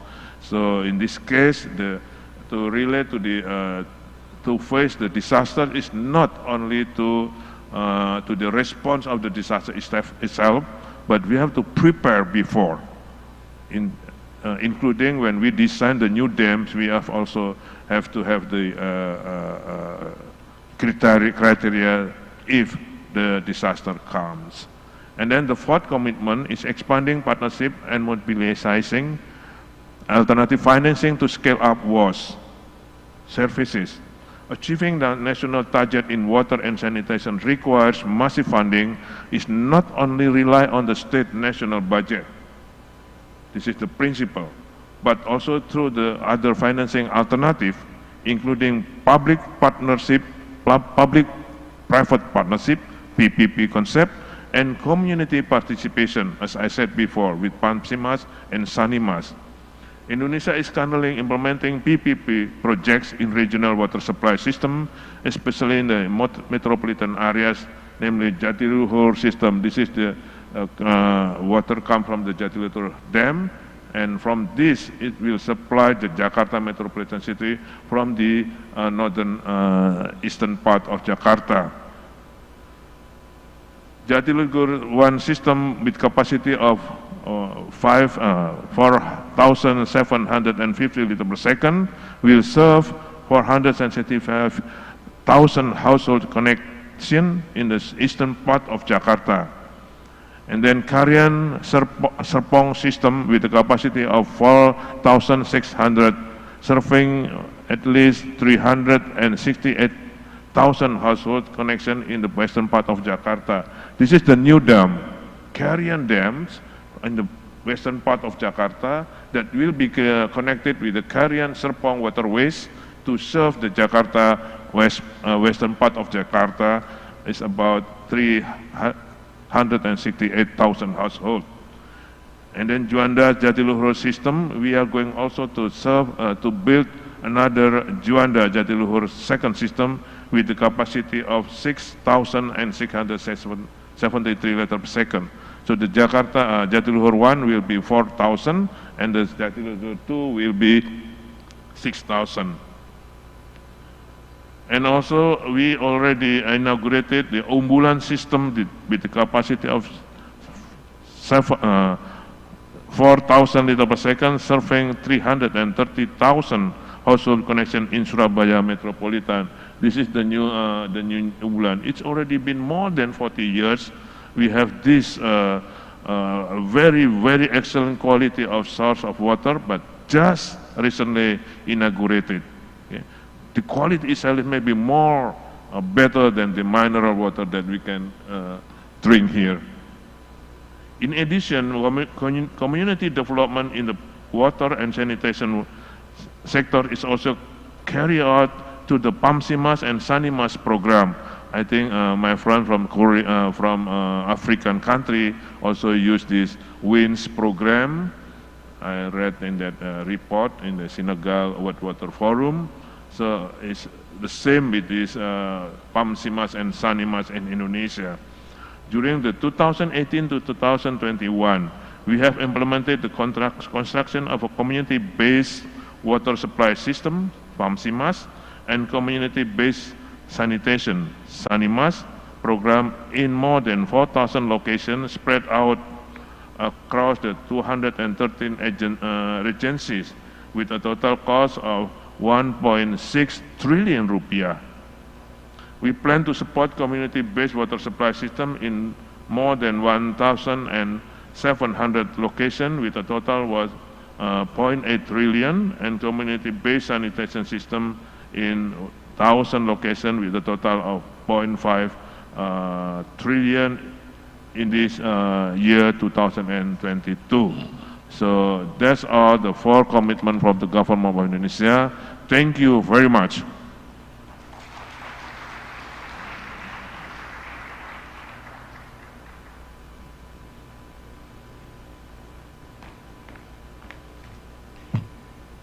Thank you, Minister Basuki, for showcasing these inspiring examples, but of course also critical examples for the people in Indonesia, the communities, private sector and government. You showed across those 4 examples how partnerships work, how people make the difference. We invest billions or trillions across the world in infrastructure. We have to secure the millions and billions to invest in the people, the process, their capacity, their inclusion, to make sure that it's not only a project, but you have shown us that then you have the ability to see these projects through. Thank you very much for making reference to the different aspects of finance, of course, across these phases of implementation, but also the context of climate. Climate is increasing the challenges we face, especially also in the wash sector, in the context not only of this pandemic, but also seeing this through. Monitoring of critical importance to make sure that we know what works, but also know what doesn't work, so we can either change or stop where we fail. Inspirational examples that we will have more of in the ministerial dialogue. So thanks very much. Next on stage, His Excellency Honorable Suleiman Hussein Adamu from Nigeria, Minister of Water Resources. The floor is yours.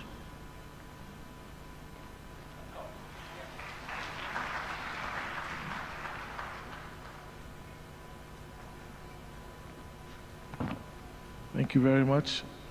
Your Excellency, Mr. Vice President of the Republic of Zimbabwe, Your Excellencies, Honorable Ministers, Development Partners, distinguished delegates, ladies and gentlemen, I'm pleased to present our Mutual Accountability Mechanism, Process and Reporting in Nigeria. This is a process that we became involved in 2019 after the summit in Costa Rica. By way of background, we have 4 out of the 5 sanitation and water for all constituencies, which include government, civil society, private sector, and development partners. We made commitments that are aligned to national priorities for the wash sector. And we had the then Water Sanitation, Water Supply and Sanitation Collaborative Council, which is now Sanitation and Health Fund, that also made global commitment to support Nigeria. One of the constituencies, the Research and Learning constituency, was not identified in Nigeria, but I think we've been beginning to make some strides in that direction. Recently, I think a year or 2 ago, we initiated the development of a curriculum for water sanitation and hygiene at postgraduate level, and we're going to be working with some universities in that respect, in addition to the National Water Resources Institute, which is under my ministry. Government made 3 commitments, and other constituencies, that civil society, the private sector, development partners, made their own commitments, which are linked to supporting government's commitments. And these commitments were developed under the coordination of what we call the National Task Group on Sanitation, which is a conglomeration of the various development partners and some ministries and agencies of government. And these commitments were shared at our interministerial dialogue meetings. This interministerial dialogue meeting is also a meeting involving various ministries: water resources, health, environment, women affairs, works and housing, finance, etc. The commitments were jointly reviewed by all constituencies, and our first progress report was submitted to Sanitation and Water Forum in 2021. And for the purpose of this event, we have also done another review in preparation for this meeting, and new ones were tabled. Under the government commitments, we have three, like I mentioned. We are internalizing the National Wash Action Plan by the subnational governments. This is a program that was approved by the federal government in November 2018 at federal level, but Nigeria has 36 states plus the Federal Capital Territory making 37 and 774 local government councils. And the challenge has been to cascade this policy and the action plan down to the various tiers of government. So we've achieved about 50 to 70%, 74% progress in that respect, being able to get it domesticated by the state governments and to operationalize it, including also the PWASH, Partnership for Expanded Water, Sanitation and Hygiene, which is a rural program designed to meet the shortfall in rural access that we developed way back in 2016. The second commitment was operationalization of the communication strategy for implementing the National Open Defecation Free campaign, and this has been 100% achieved. We're supposed to do that by 2020. And then we review the WASH information management system indicators to capture disaggregated data on inequalities in access to wash services across the country. And this was to be done by end of 2019 to scale up the information system to additional 14 states by 2021 and carry out the WASH National Outline Routine Mapping Survey on an annual basis. And we've achieved about 74%, 50 to 74% progress in that regard. The WASH norm survey has been going on for 3 consecutive years, and sometime in June this year we'll be launching the 2022 survey. We've already done the validation exercise a couple of weeks ago. The civil society organization commitments include a commitment to build advocacy messages, activities, and engage with policymakers in order to hold them accountable for their compliance with Nigeria's wash sector 2014 and 2019 SWA commitments, as well as the INGO declaration by 2025. And we've achieved quite a lot, ranging from 75 to 99%. NewSan, our civil society organization for WASH, is spearheading this. And the NewSan also commits to intensifying its engagement with state governors on state-by-state basis through the Nigerian Governors Forum and enlisting the support and concerns of legislators at both national and state levels towards prioritizing and improving the provision of wash services to achieve nationwide open defecation-free status by 2025. And in that respect, we have also made a lot of progress, achieving between 75 and 99% in various activities. And NewSan also commits to work with the government and advocate for the establishment of appropriate mechanism and conducive environment that will guide the participation of the private sector in supporting and providing wash services and hasten the achievement of nationwide open defecation-free status by 2025. Again, we are working very hard and have achieved between 75 and 99% progress in that regard. Now, the private sector, the commitments, I think there are 3: to establish and strengthen 3 categories of organized private sector in WASH with different local governments and states in Nigeria, and to appoint focal points with the view of providing innovations, technologies, private finance in sanitation and water sector before the end of 2019. And we've achieved between 75 and 99% in that regard. Secondly, to engage state-level focal points to collect verifiable data on rural sanitation availability and the sanitation needs, especially in the most vulnerable communities that need support, with the ultimate aim of making sure that no one is left behind before the end of 2019, and we've achieved 100% success in that regard. Then the third one is development of cost-effective financial and technological models for end-to-end rural sanitation schemes and mobilization of private sector within the sanitation value chain with the support of government and other constituencies by 2021, and that we have achieved 100%. Commitment by development partners vary from AFD and USAID, African Development Bank, UNICEF, the Foreign Commonwealth Development Office of the United Kingdom. I'm sure, sorry, we don't have the slides here. I don't know what's happened from the Secretariat, but so much has been achieved in this regard, minimum of 50% and about 100% in a lot of other cases. Quite a number of projects listed, but because of time, I probably will just skip them since you can't see them on the slide, but I'm sure the Secretariat will be able to provide them in due course. I think the most important one for me is that the World Bank is supporting our campaign with $700 million facility, which is the latest. We're under what we call SAWASH, Sanitation, Sustainable Urban and Rural WASH program that is covering 6 states for the urban scheme, and half of the money, $350 million, is also going to rural water supply and sanitation.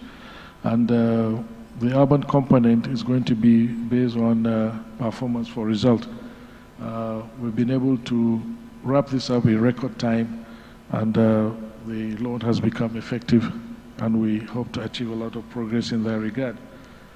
Regarding implementation, we're working very hard on stakeholder sensitization, subnational level engagement. I have mentioned that we're a federal system of 37 state territories, including the FCT, and 774 LGAs. We're also working to make sure that our commitments are integrated into existing plans. This administration had the economic recovery plan. We also had the Special Sustainable Development Program in response to the effect of COVID-19 on the economy. And we also have a new National Development Plan that's going to run to 2025, and we've been able to embed some of these commitments into that. And of course, we've intensified collaboration with our partners. We have quite a number of bottlenecks, low prioritization by subnational governments. As a federal government, we have state governments that are run by different political parties with different priorities. In any case, even where we have governments that are of the same as the national government, we still have problems because the Constitution gives them the liberty to exercise their own authority and their programs, and sometimes we get a lot of challenge getting that. Also, inadequacy of resources, financing, and of course low capacity, especially in the rural communities. We need to build up capacity of people to deal with the WASH issues. I've said the achievements we've made. 1 out of 3 government commitments have been fully achieved, and 2 are within 50 to 74% completion. The 3 civil society organization commitments are almost fully achieved and are within 75% and 99% completion. 2 out of the 3 private sector commitments have been fully achieved, and 1 is within 75 to 99% completion. And the 3 development partners commitments are within 50 to 74% completion stage, and the commitment by the Water Supply Sanitation Collaborative Council, the defunct agency, has been fully achieved. The mutual accountability mechanism is supporting Nigeria's achievement towards meeting the Sustainable Development Goal 6, in that all stakeholders contribute and support national priority actions. I've mentioned the WASH Action Plan, National WASH Action Plan, and the declaration of a state of emergency by President Buhari on 8th November 2018, all geared towards stimulating the subnational governments to improve their financing and commitment to WASH. And I have mentioned we're aligning all our efforts and interventions between the ministries. Our Minister of Health and Minister of Environment are here, and we've been working very well towards meeting our targets. In fact, the Ministry of Environment and the Ministry of Water Resources will jointly be hosting the World Toilet Summit in association with the JAXIM and the World Toilet Organization. We have had an opportunity for joint assessment of government and partners' progress on our commitments through various mechanisms, the WASHIMS, the WASHNOP, National Outline Routine Mapping. We have enhanced multi-stakeholder collaboration and coordination now that we have these commitments that can be measured and tracked effectively. Thank you very much for your attention. Thank you.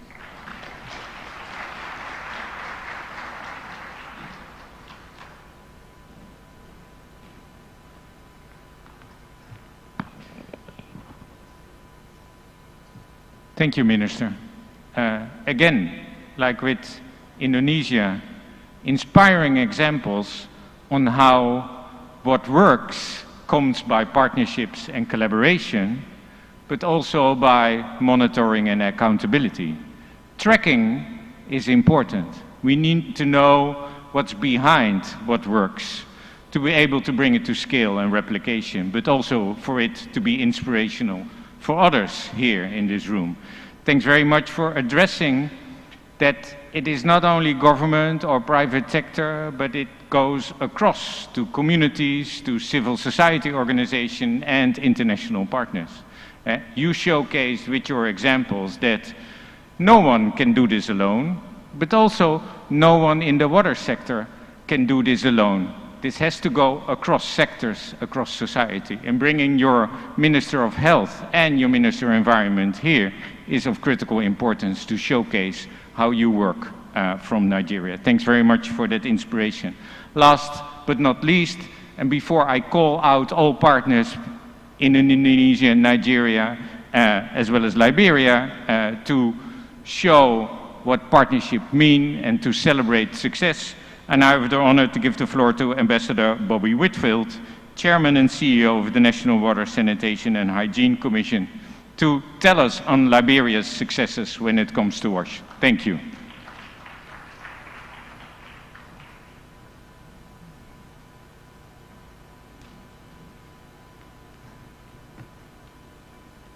Good morning. I have no idea whether it's morning or afternoon. I just arrived and it's been a wonderful journey from Liberia here, and I want to say a very big thank you to our SWA family for organizing such a global event. Well, this morning I'd like to bring you greetings. I bring you greetings on behalf of His Excellency, the President, Dr. George Manawiya of the Republic of Liberia. He should be following because he's very interested in this particular forum. Water, sanitation, and hygiene is something that is so dear to his heart. As a young man who grew up in poverty in a slum, I managed to conquer the football world.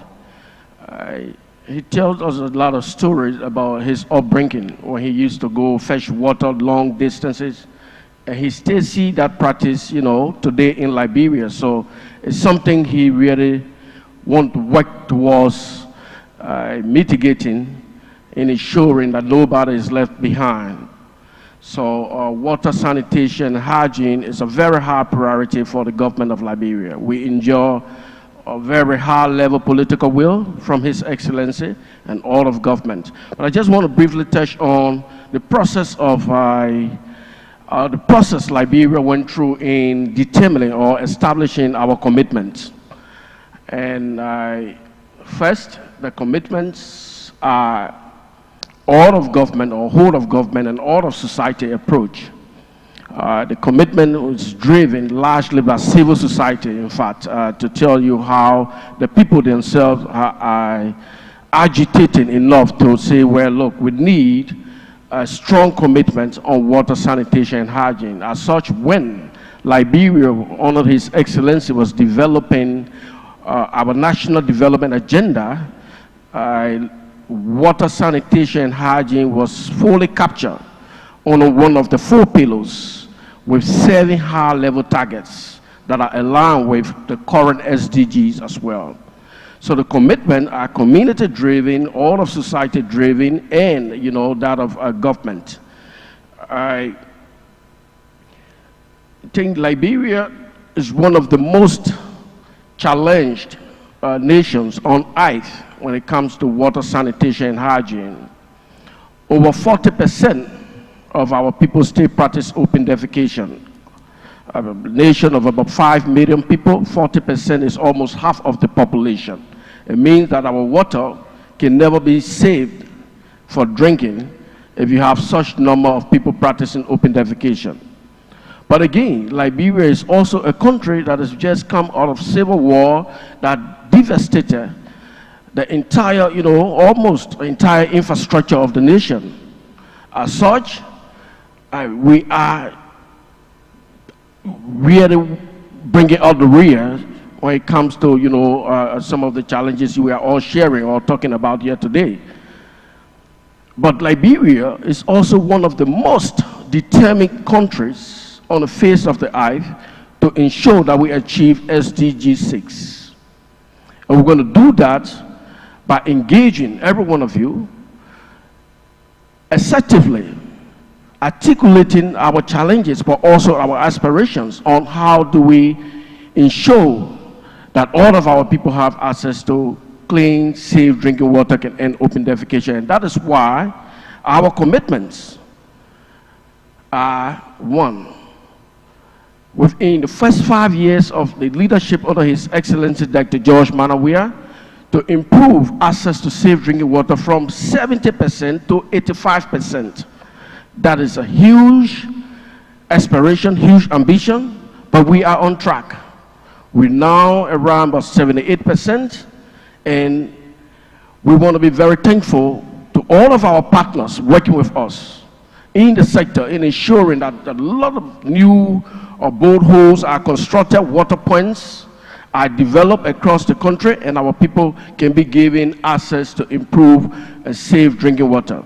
We also, like I said, the war devastated our infrastructure. So at the pre-war status, Liberia was around 18% in terms of access to pipe-borne water. That was brought down to less than 4%. The government, again, with civil society, we committed that within the first 5 years, Liberia will improve access to pipe-borne water from less than 5% to 25%. And what have we done over the last couple of years? We've managed to work with our partners. We've revamped our water infrastructure, ensuring that we can improve or increase the pipe-borne water delivery to the city. And for the first time since the end of the Civil War, Liberia is now pumping water, or the infrastructure is now already being developed to pump water into the center of our capital city, Monrovia. This is going to improve and increase the coverage of access to pipe-borne water to over 1 million of our citizens. And that is an investment that is on course, supported by the World Bank. We've also had a great support from the USAID, and 3 municipal water infrastructure projects were also developed. So with the new statistic coming out of Liberia, you can rest assured that we are on track in meeting our 25% targets. Another really great ambition that Liberia have set herself, looking at an example from Nigeria and that of India, is to end open defecation. And we've developed a clear roadmap to end open defecation, fully costed. And we are looking for support in terms of ending open defecation, because we know that if we end open defecation, we will get the dividend in a lot of other areas of development. For example, education, cutting down the burden on our healthcare system, ensuring that our economy is booming, and keeping our water clean for consumption. So the whole of Liberia In fact, the mantra, the discussion now is the progress we're making towards any open defecation across Liberia. 2 weeks ago, we invited all of our superintendents, those are the local governors from across the nation. We had every one of them in one room to take initiative, to take ownership of the Liberia Ending Open Defecation by 2025 campaign. They signed what we call the Banga Declaration, and this process has started. CLT has worked in a lot of countries, but in a country like Liberia, we have to do more than CLTS. We have to come with incentives where homes or parents cannot just afford buying their toilets. So we are working and looking at diverse range of workable and durable solutions. Liberia is truly with the rest of the world in ensuring that we achieve SDG 6, and only your support and your continuous engagement with the country Liberia will ensure that we meet that target. Thank you very much.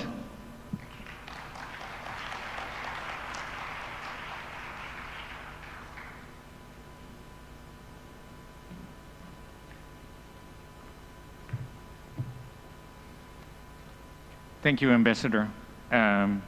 Liberia shows that a government plus private sector plus every individual in your communities, your CSOs and your international partners can move the dial.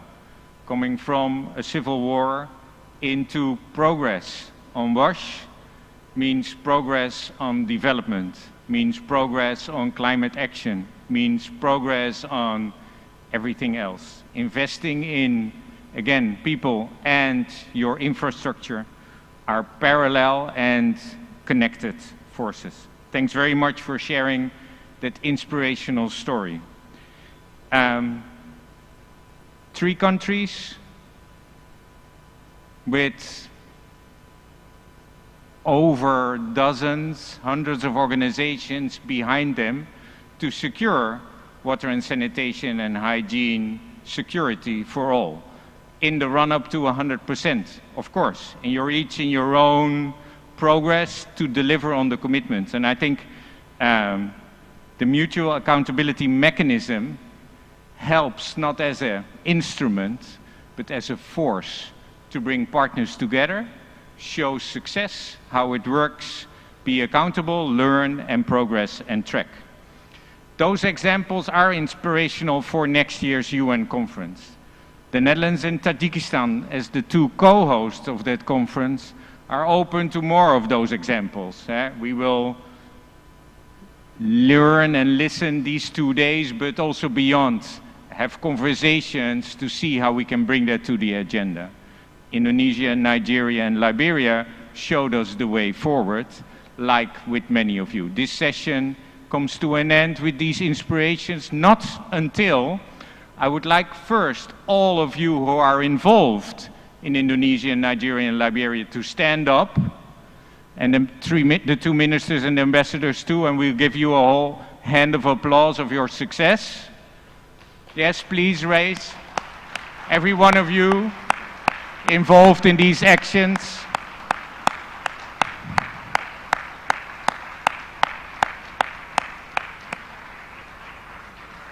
This session was for inspiration and celebration, and second, to invite you all to stage for a group photo.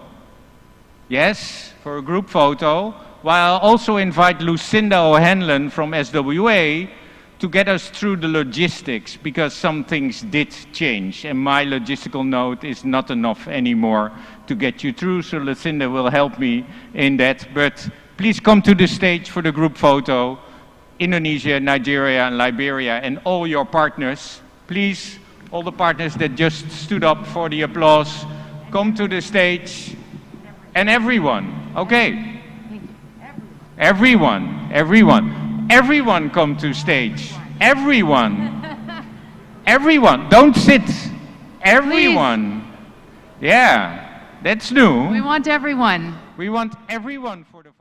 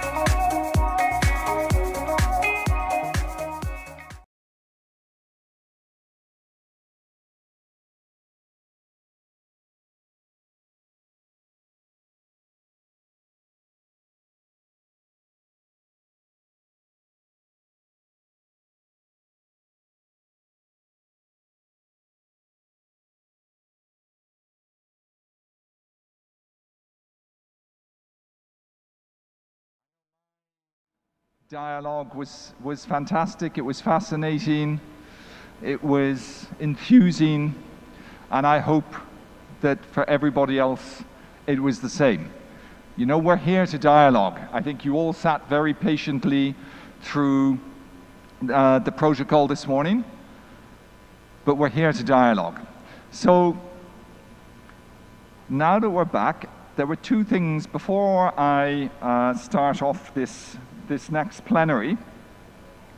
There were a couple of announcements I wanted to make. So the first was, I'm not sure if everybody captured when the Honourable, His Excellency the Vice President of Zimbabwe was speaking, but during his discourse he announced that Zimbabwe had signed a presidential compact. And presidential compacts are, you know, we've been talking all morning about leadership, about political leadership, and presidential compacts are one of the mechanisms that Sanitation and Water for All has been promoting. I hope we're going to have multiple presidential compacts. What is a presidential compact? It's the fact that the president, so the highest level political leadership, is committing to the aims and objectives of Sanitation and Water for All of SDG 6. So I'd like to have a round of applause for Zimbabwe for having taken this really important first step. And I hope that if you're wondering how they did it, go and ask them, because we need more.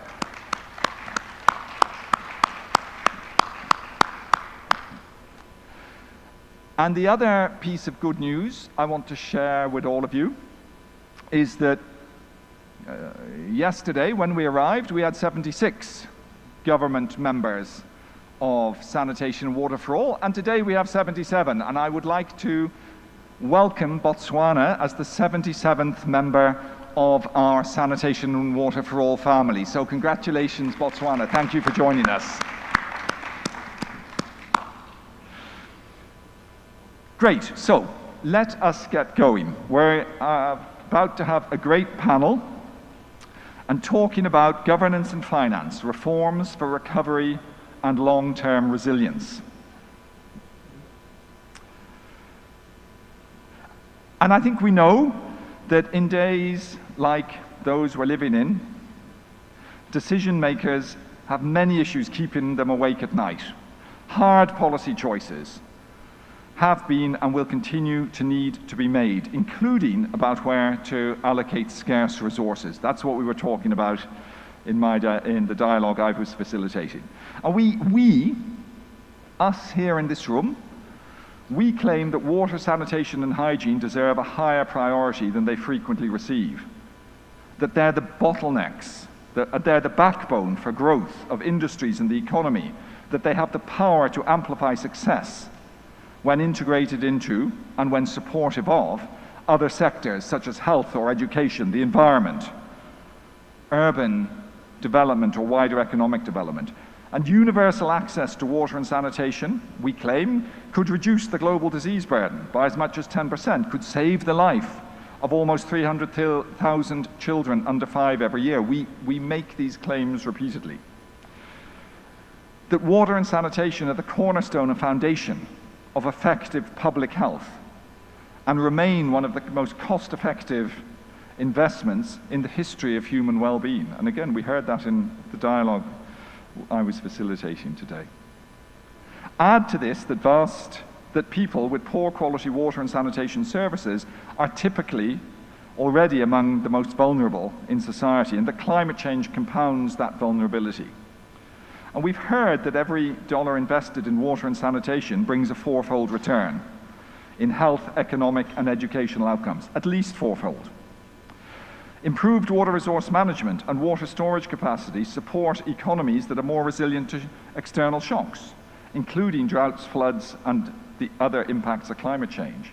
And this in turn lays the foundation for countries to boost food and industrial productivity and production, as well as to maintain economic growth and development.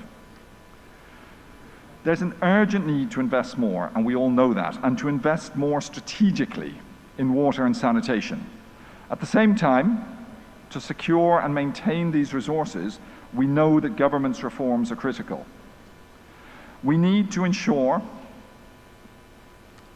that scarce resources are efficiently utilized. Regulation, fiscal policy, legal frameworks, pricing structures, social service delivery, health service delivery, and even housing and informal settlement policy are all areas where collaboration and integration across the different sectors present at this meeting can enhance a country's ability to respond to the next global challenge. Putting in place such reforms is part of making the sector more professional and thus more attractive to finance. The havoc that COVID-19 unleashed on every country is a confirmation that business as usual isn't sufficient. And today we have eminent speakers joining us to help our collective thinking towards business unusual and to support our joint objective to achieve universal access to water and sanitation by 2030. So here to tell us more about why it's important to invest in water, sanitation, and hygiene, and how this can have a positive effect, is an esteemed panel. And if I introduce from starting on this side, we have Honourable Cecilia Abinadapa, who's Minister of Sanitation and Water Resources from Ghana. Welcome, Honourable. We then have His Excellency, Dr. Jose Antonio Matos, who's the Vice Minister of Quality Control from the Dominican Republic. I think fascinating that you have a Ministry of Quality Control. And then we have Ms. Nita Pockrell, who's the Chief of the Water Sector Group, Sustainable Development and Climate Change Department of the Asian Development Bank. So welcome, all of you. It's very exciting to be here with you.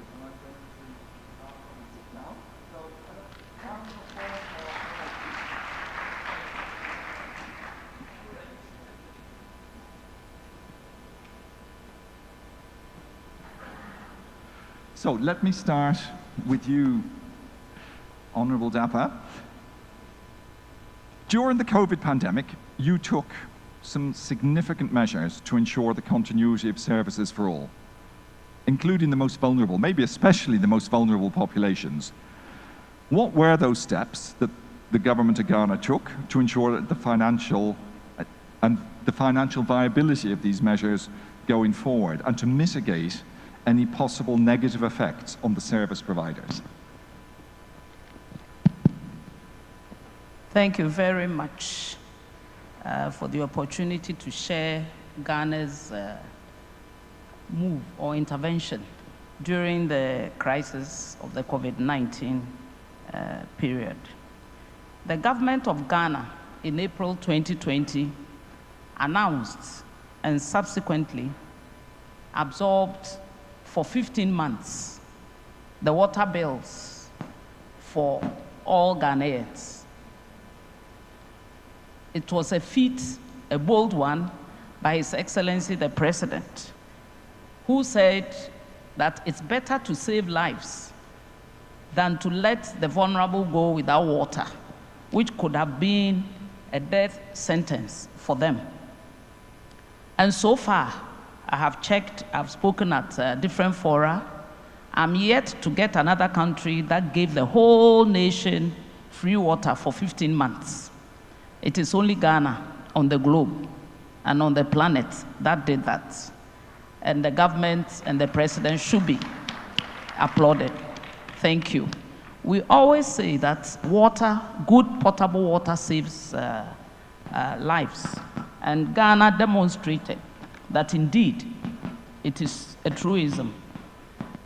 As a result of the significant role that water plays in the fight against COVID-19 pandemic.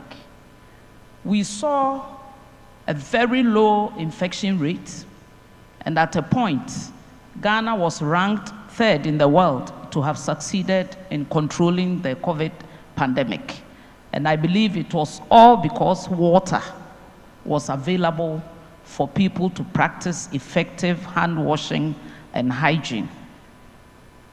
We also gave a total of in Ghana we have urban water and rural water. For urban water, we gave 1,500,000 customers of free water and gave also the rest in the rural areas the free water. Another significant point was that we included all stakeholders, be they private sector, NGOs, other practitioners in the water space. We gave them the opportunity to be part of this. So we also increased business for these private operators. And in all, we had to pay them, absorb their bills, and pay them good money for the services they were providing, or they provided. The total amount in dollar terms that was spent by government was $140 million, which could have made maybe new water projects, etc., in the water sector. But the lives that this money or this fund was able to save, I think, is more important than even doing new projects. These were people, some owed the Ghana Water Company, but government gave a directive that all those people, their bills should be set aside and given water because we didn't want to leave anyone behind. One will ask why we did that, and I'll stress again, primarily it was to save lives. We went further. For areas that were too remote to have pipelines, we put together a team. We did our feasibility and we put tanks on high-rise stands and put them stand pipes to make sure they also had access to water. In all, we put together about 600 different places with multiple 10,000-liter tanks to be able to serve some of these inaccessible areas. Fortunately for us, we also had a project running, especially in the capital, that were able to do new pipelines within a few months of 280 kilometers to replace old pipes that were leading to homes. We used the opportunity also to construct standpipes in front of houses in the vulnerable areas. And these all helped in the fight against the COVID pandemic. We also made sure that we had financial viability for these measures. Government went ahead to establish the COVID-19 Trust Fund per an act, and the fund is thriving as I speak. We also had the establishment of the COVID-19 Health Recovery Level Act that was promulgated in 2021. This means all regions were to have hospitals. The COVID-19 exposed us to the fact that we didn't have enough healthcare systems in place, and government has put in place measures and funding to have new 111 new hospitals to spread throughout the regions, the 16 regions of Ghana. We achieved a lot in the sense that people were exposed to more practices in the hygienic space to make sure they wash their hands under running water as the best practices. And also the consumption of water increased by 44.5%. This means that demand, although the water was free, maybe demand was more, people used more water, but in the final analysis, it was worth it because lives were saved. Now, people who were not having access to water have water, which is also an opportunity we took to take advantage of the situation to expand our network. We also have, in total, across the nation, 9.672030 people having water regularly. And this means we have also done a good service to the good people of Ghana to make sure their water supply is mostly regular. We also had, like I said, the private sector water operators in the space doing a lot of business. Added to that were private tanker owners who were employed and deployed into the rural areas and otherwise inaccessible areas to provide water in tankers to these groups of people. When government subsidy or payment ceased, business is going on for these people, and I think we are doing a good job on that as well. We have constructed, like I said, to the doorstep of people, especially in the peri-urban areas, standpipes for them to access water. We also had water put into 1,320 communities, which adds on to the number of people and communities that we are serving. We also have the agency in charge of rural water, which is the Community Water and Sanitation Agency, which is responsible for teaching hygiene in public places, heightening and deepening their work and relationships with these vulnerable groups. They are always in the field, making sure that good practices are maintained and people are sensitized to the need to have good hygienic practices. And it is on record that since 2017, deepened in 2019, there has not been any outbreak of cholera or dysentery in Ghana. This was an annual ritual, always after the rains, always after any flooding, you have an outbreak. Since 2017, this hasn't happened, and we are crossing our fingers to continue to do best practices to make sure we do not have any outbreak. We also have noticed that people who were hitherto not paying their bills have appreciated what the government did and have since increased the number of people who pay for the usage of their water. We know this phenomenon worked for us, and we appreciate our government for giving us this wonderful intervention during the COVID-19 crisis. So I'll end here. Patrick, if there are any questions, they are welcome. Thank you. Thank you so much, Minister. And I think, a really inspirational example of, again, we keep talking about it, government leadership. Let me, I think before moving to questions, and just we started a little bit late, so let me continue straight on to our next panel member. So, Dr. Matos, Excellency, the sector needs to invest about 4 times more to implement the water and sanitation related sustainable development goals. We all know that, I think. And also to mitigate the impacts of climate change. What are the options that your government has been exploring to mobilize additional financing?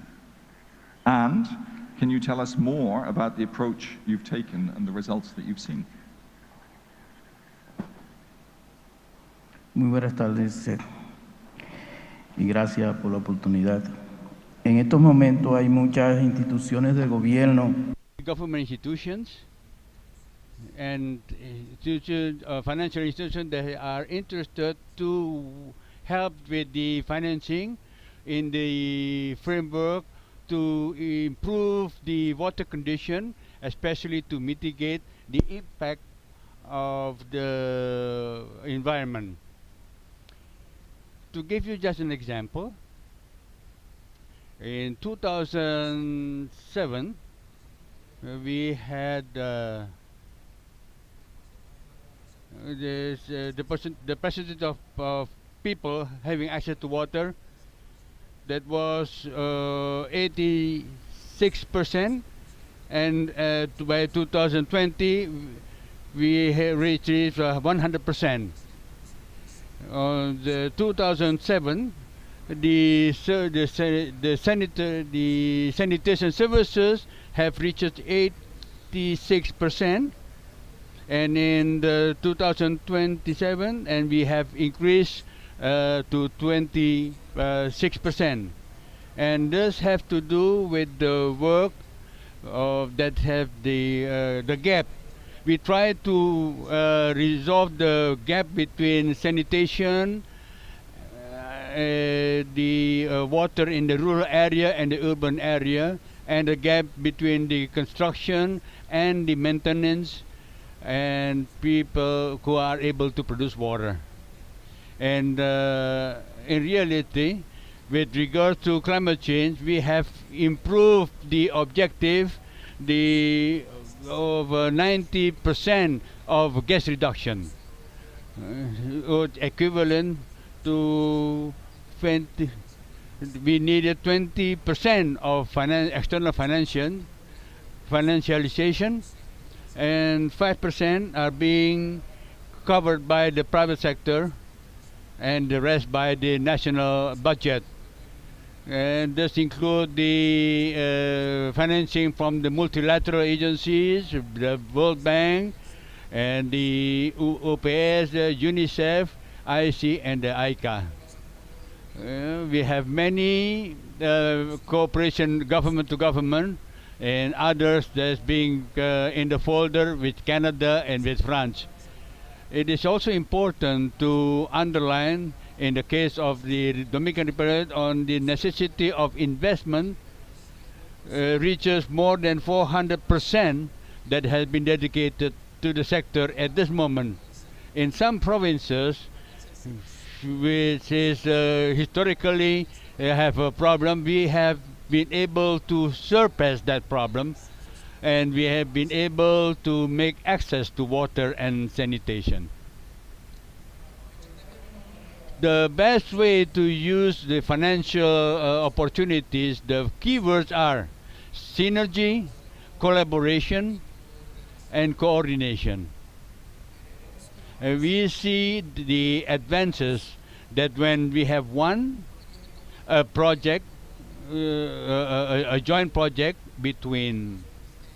among the ministries, and we also do it not only with the ministries, but also between the institutions that we are planning, so that the project can be continued among the institutions and to achieve a better result. And most of all, transparency is a must. If we have transparency, then there is trust, and financing will come without you having to ask for it. It will come on the right time. It is also necessary to dedicate time and resources on the coordination. You cannot expect a result without a good coordination.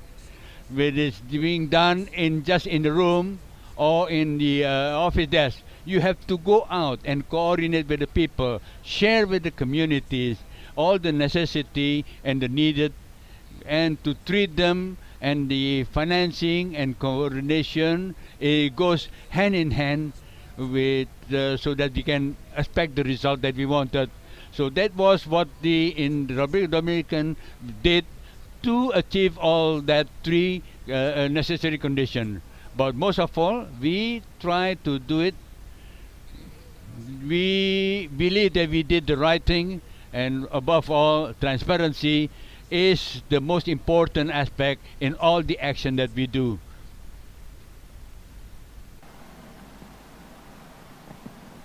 Gracias.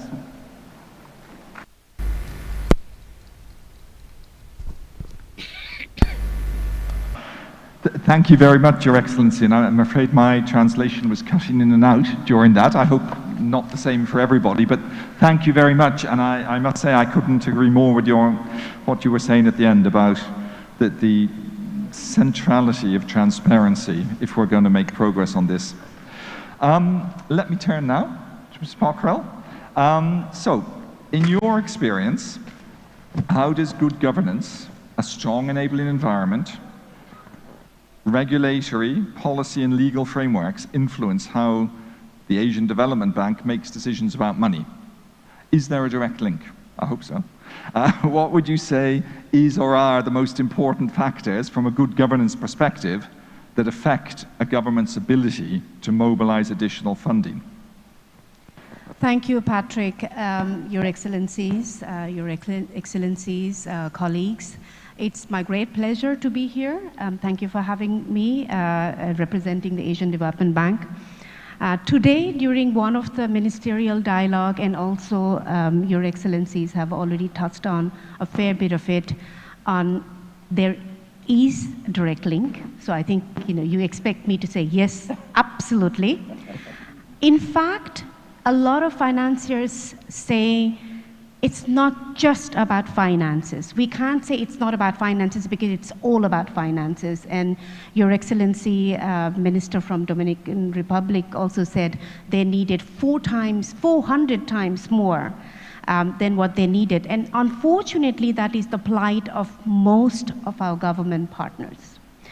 The GDPs that we look for meeting the already lagging SDG 6 target, plus the 3 Cs that UNICEF and yourself mentioned this morning.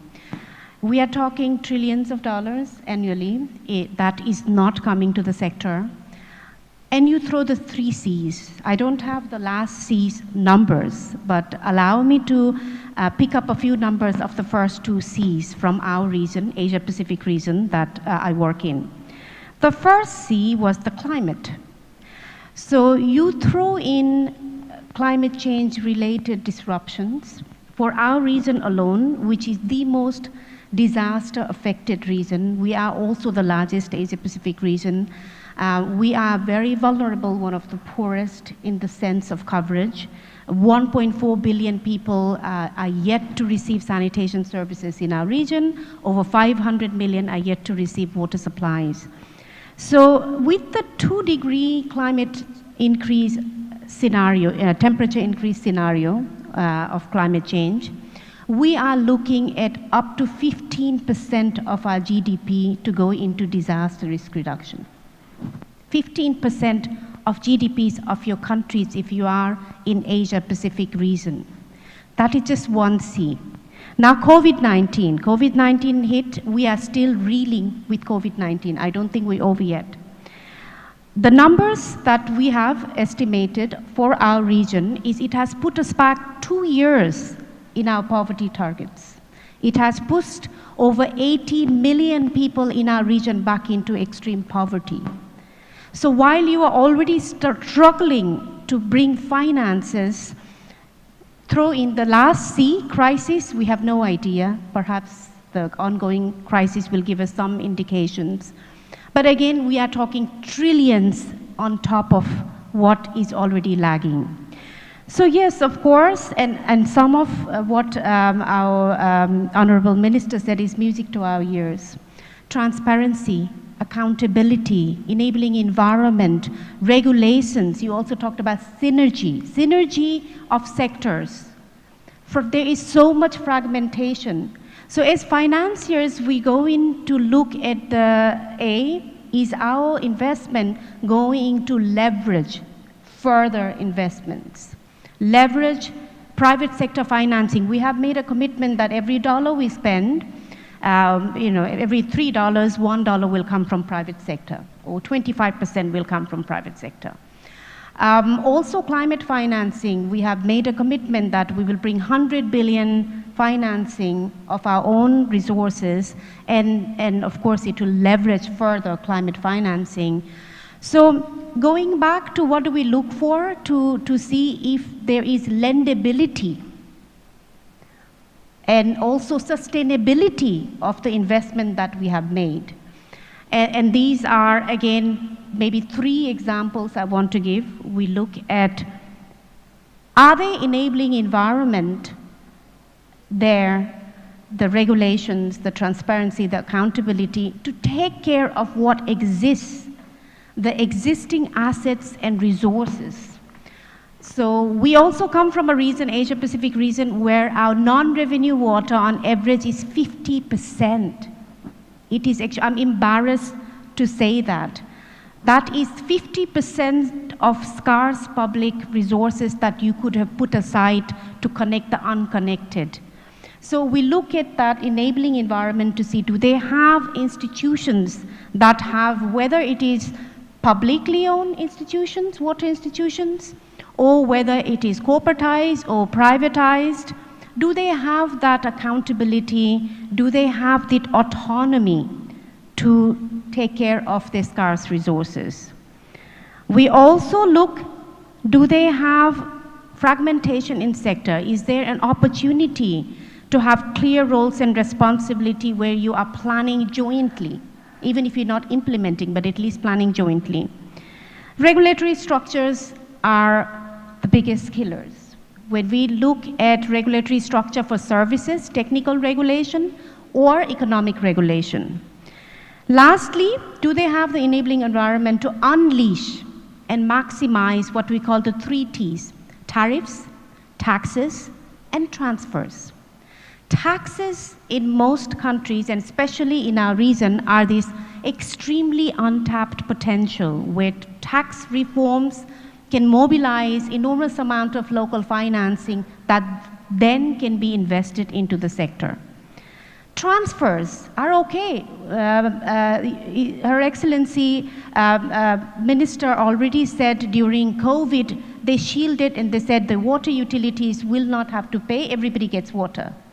But then we did a survey and we realized the water entities, that this is fantastic. You do need to protect people's health. But then the investments that were needed froze for 2 years.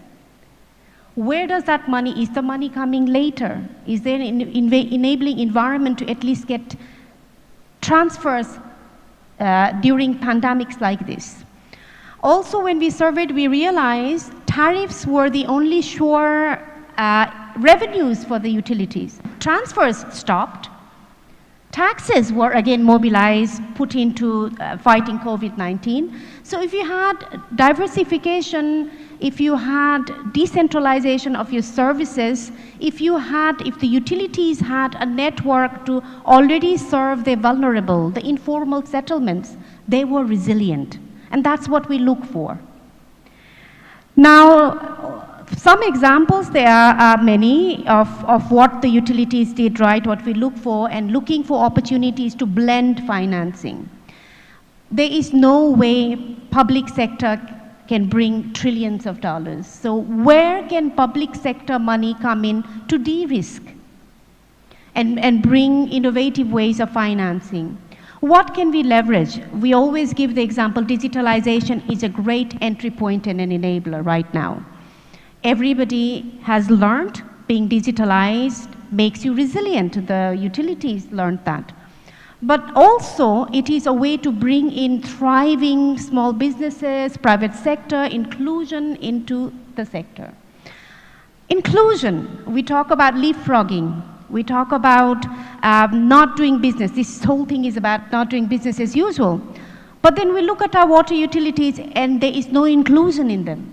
There is no youth who can leapfrog, who can bring digitalized solutions, who can think differently, and there are no women. There are a lot of women entrepreneurs out there. Why aren't our water entities being led by women? And why aren't we harnessing citizens' power? You talked about great opportunities of citizens' voices. I have another client who says all his mayoral candidates are forced by their citizens to put in their manifesto, election manifesto, water, sanitation, how much we are going to do for disaster risk reduction. So when you empower your citizens, when you have mechanisms to listen to your citizens, the demand will come from ground up.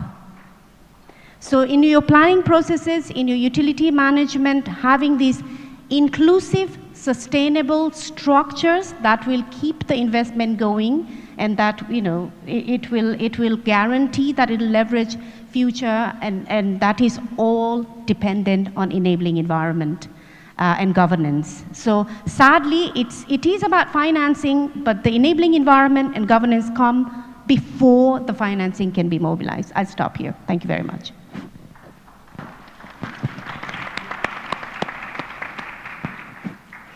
Thank you so much, Nita. And I think that last point, I think, is the one that's so central, and is there. It's enshrined, I think, in the Finance Minister's Handbook. It was there in the Finance Minister's meeting in 2020, I guess. You know, that whole idea that we have to reform ourselves as a sector. We have to make ourselves investable before we can hope to attract money from people like yourselves, let alone the private sector. You know, I mean, private finance is looking for a return. They're not giving grants. Good.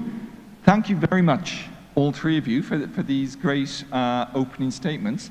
I would like to open up to the floor now and see if we have some questions for our panel. We've had, good. I just request, as always, people in my position do, to keep it brief, try and avoid making statements, make sure it's a question. Thank you. Thank you so much for giving me the floor. My question is for the Honorable Minister from Ghana, Ms. Bina Dapa. I wanted to ask her, the 140 million that you used for water to subsidize the people during the COVID pandemic, was that a loan, was it a grant, or was it just money from within your government coffers? That's the first question. My second question to you, ma'am, would be the 110 hospitals. Was that built from funding from an organization, or was it already planned for? I just need to know so that we can also plan and get ideas of how we move forward with our situation in Malawi as well. Thank you. Great, thank you. And before I give the Honourable Minister the floor to answer back, maybe we get one or two other questions, preferably to other panel members, and then we've got about 15 minutes left, so I think we can manage a couple more questions if there are any. If not, I'll let Honourable Minister answer that and see if that stimulates anyone else. Okay, it seems like no one else, so go ahead, please. Yeah. The equivalent of 140 million was government of Ghana funded. It's not a loan, it's not a grant. Yes. And the 111 hospitals, they are ongoing, and the funding is a loan because the COVID pandemic exposed Ghana that we do not have adequate hospitals equally distributed around the country. And for no one to be left behind, government put in these immediate measures to raise money through a loan to provide these 111 hospitals. They are not like teaching hospitals, but very well equipped hospitals, and they are ongoing. Thank you.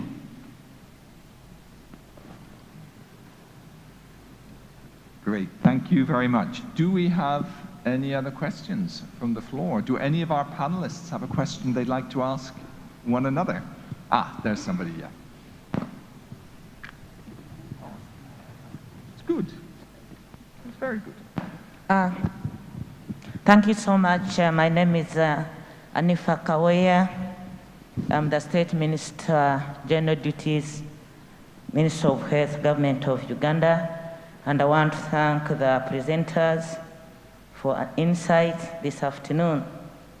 I, however, have a fear, and this fear brings me to the fact that mine is an observation that as much as we are trying to walk the talk and to find ways and mechanisms of how we can have good financing of governance and resource mobilization, but if we don't tackle the issue of corruption,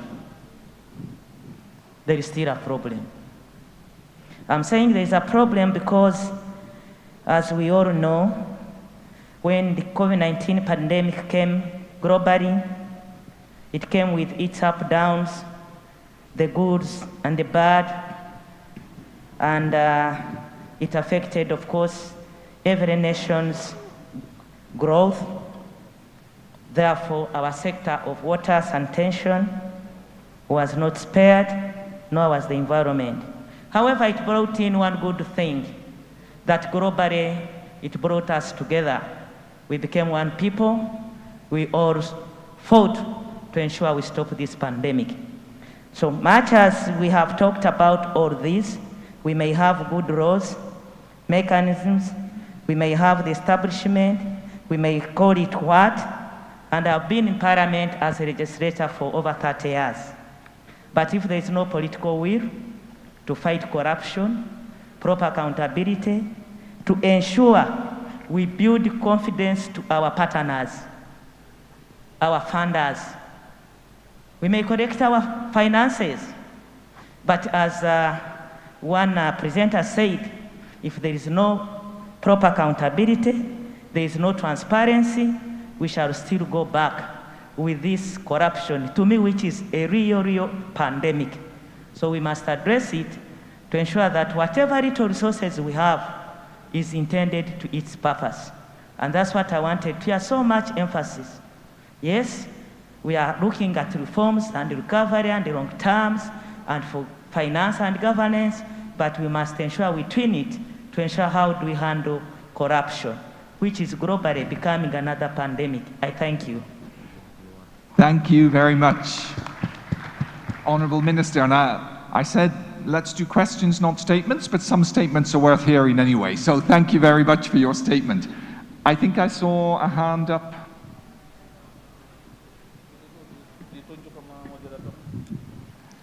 Thank you, and thanks, panel. I have a question for the finance sector. Since your last call was really about the enabling environment, securing debt, otherwise finance, public or private, won't come in. It's more or less you need the millions before you can spend the billions to water security. Who's going to fund these millions? It's also a financial question. Great one. It's my favorite question. Thank you.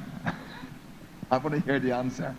Well, before I answer that question, if I may congratulate Madam Minister for raising the issue of accountability, transparency. Thank you very much. It is really music to our ears, and it does take political leadership. Your Excellencies are at the helm of this, and you can set the right examples by having regulatory bodies, having mechanisms, telling your entities and your ministries that they need to, again, it comes from the top when you need to fight and embed accountability in your institutions. How far they go, are they doing okay or not, is again, you monitor over time. And resilience, it's you adjust and you move. And we're not saying you stop giving services until all accountability issues are sorted, but at least it comes with that top leadership, and people like you are our beacons of hope. So thank you very much. Now, coming back to the financing, the millions that bring billions, people like us are committed to bringing those millions. Our portfolio in Asia Pacific region in water is 26.4 billion currently. Our pipeline for the next 3 years is $10 billion in the water sector. And we also have, and this doesn't count the grants that we bring. Again, just like $1 in water and sanitation brings $4 return, we also say $1 in early warning systems brings $4 returns in resilience later on. We are committed to bringing that $1. So please do come to us. Unfortunately, we work in Asia Pacific region, 46 of our member countries. Please come to us to look for that 1 billion if it's going to leverage the 4 billion and billions. And this is where we also need partners like us who are here to synergize, to not duplicate, and to figure out what is that critical 1 million that will unleash the 4 billion. And we must join hands together to bring that 1 million, and together we shall. I hope I answered your question. That's fantastic. Thank you very much. Yeah. I think we can take one more question. So let's, and still be in time. Oh, I saw 2 hands. 3 hands. Everyone wants to ask questions now, of course. It's always the way. And another one here. Hi. Okay. Nick Hepp with Water Witness International. When we consider the global financing gap for WASH and universal WASH access, I think the figures are a need for 166 billion a year. Should we be looking at potential new sources of public finance for that, including closing tax loopholes? The OECD estimate that the public purse loses 360 billion a year through aggressive tax management by multinational corporations. There's a huge outflow from Africa of public finance that could potentially be invested in basic services because of the offshoring of tax. Is it important for us to look at and consider how we can close those tax loopholes and so help close the financing gap? Great, thank you. Let's take, I saw another hand, one hand there, sir, and then I saw another hand here. Let's take these 3 questions. Then I'm going to ask the panelists to briefly give a minute or so reflection on each of it, and then we'll end it like that. So thank you for your question.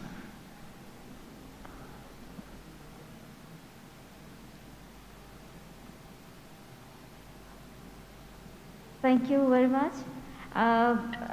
When we talk about governance and financing, can we expect from the funding agencies and financiers that they allocate a specific amount of accountability where there comes a question of disabilities? Because we are having many financiers who are financing for WASH areas in different regions of the world, but is there any mechanism to take the accountability of the quota for WASH for the people with disabilities?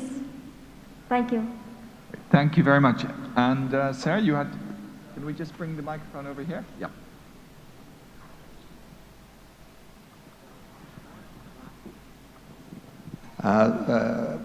Thanks to the panelists. My name is Iqbal from Bangladesh delegation. So my question is maybe directed to the minister from Ghana, or anyone can answer. Because in our case, we could see we did quite well in terms of ensuring the water and sanitation and health. Observing the COVID-19 infection and death rate in our country, having a per square kilometer population of 1,100, we had comparatively less infection. So we anecdotally we connect that with our success in that area. So Minister from Ghana said that they also have got a lower COVID infection rate. So is any other countries or any other evidence that could be a reality? Thank you. Okay. Thank you very much, Sarah. So, look, thank you very much. What I'd like to do is ask each of you, as I say, to make a short closing statement. I'm not going to try and summarize this. I think the audience is much too smart. You're much too smart for me to summarize anything you've said. So this is your opportunity to summarize what you want to say and give strong take-home messages. So, Nita. Go ahead. I was going to ask Madam Minister from Ghana, but I can go ahead first. You can also ask a question as you do it. Okay. Tax. Thank you for raising that very, very pertinent, important issue. And Our annual report this year, Asian Development Outlook 2022, is focused on taxes. This is, as I said, the first issue I raised, single most untapped potential for unlocking financial resources. And all partners, we have joined hands. We are really doing everything we can do to unturn. But we need all the partners, we need countries, our member countries and partners to work with us on this. Again, it will free up trillions. Disabilities, you're absolutely right.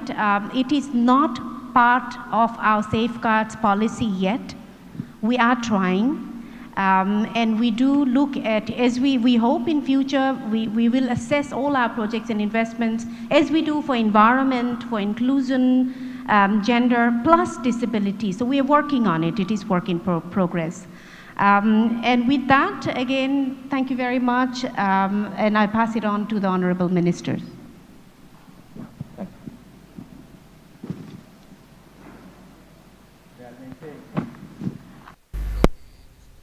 What we are thinking that we should not wait an offer from a financial organization, but we need a plan. Now we have a development plan of 10 years development plan, and an offer will come from a financial organization. The same token to what already mentioned my colleague, that we have a inclusive policy. And we have also planned to make all people to participate.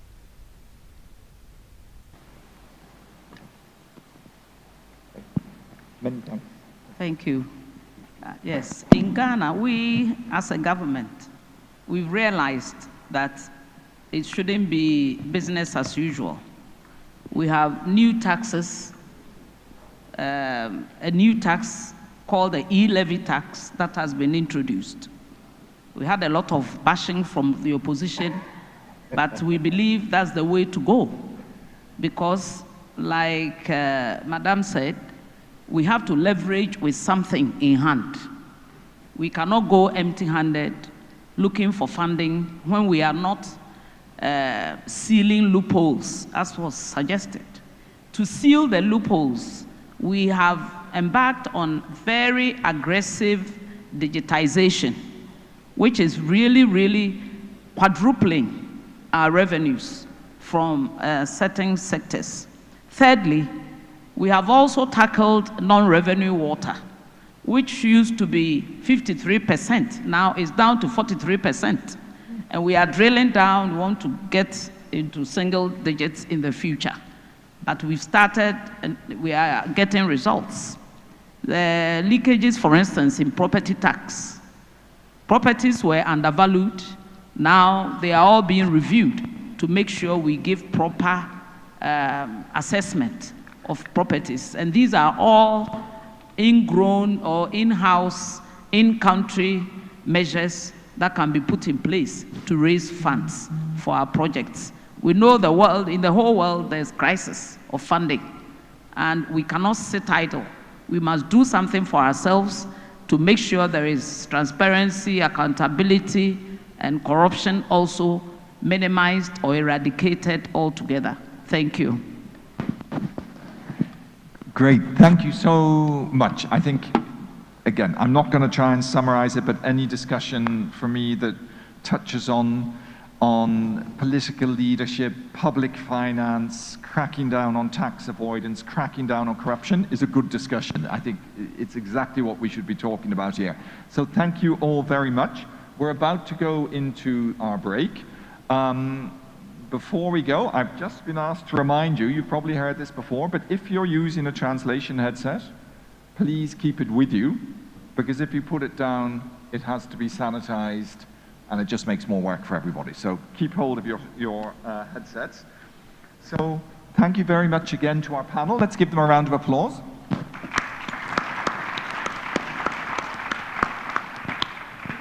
And I think it's a half-hour coffee break now, and then we'll go into the next ministerial dialogues.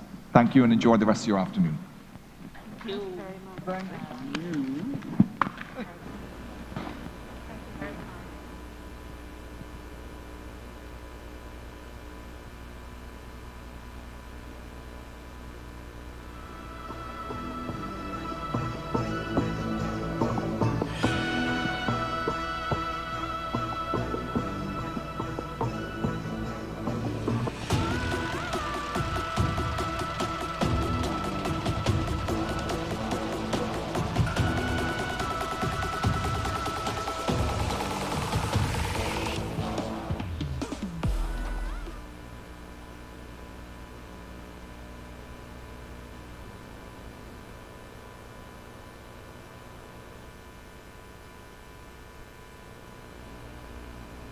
Things in life are often the simplest. Access to clean drinking water is essential if you want to stay healthy. And using safe toilets is vital if you want to keep diseases from spreading. Sadly, access to clean water and sanitation is something billions of people can only dream of. We are in the midst of a water crisis that poses a threat to us all. As UN member states, we must rise to the challenge and take decisive action to solve the global water crisis by 2030. What is more, we need to step up our efforts if we're to turn the tide. Today, we're looking ahead to the UN 2023 Water Conference co-hosted by Tajikistan and the Netherlands. The conference aims to be action-oriented and drive much-needed progress towards the 2030 goals. That's why we encourage all stakeholders to do what's needed, to bring together all our pledges, promises and commitments, and to make clear how the world will reach its water-related goals. So I urge you all to think creatively about how you can contribute to the best of your ability, and which partners you could team up with. In doing so, we can turn a challenge into an opportunity. I wish you all a very successful meeting.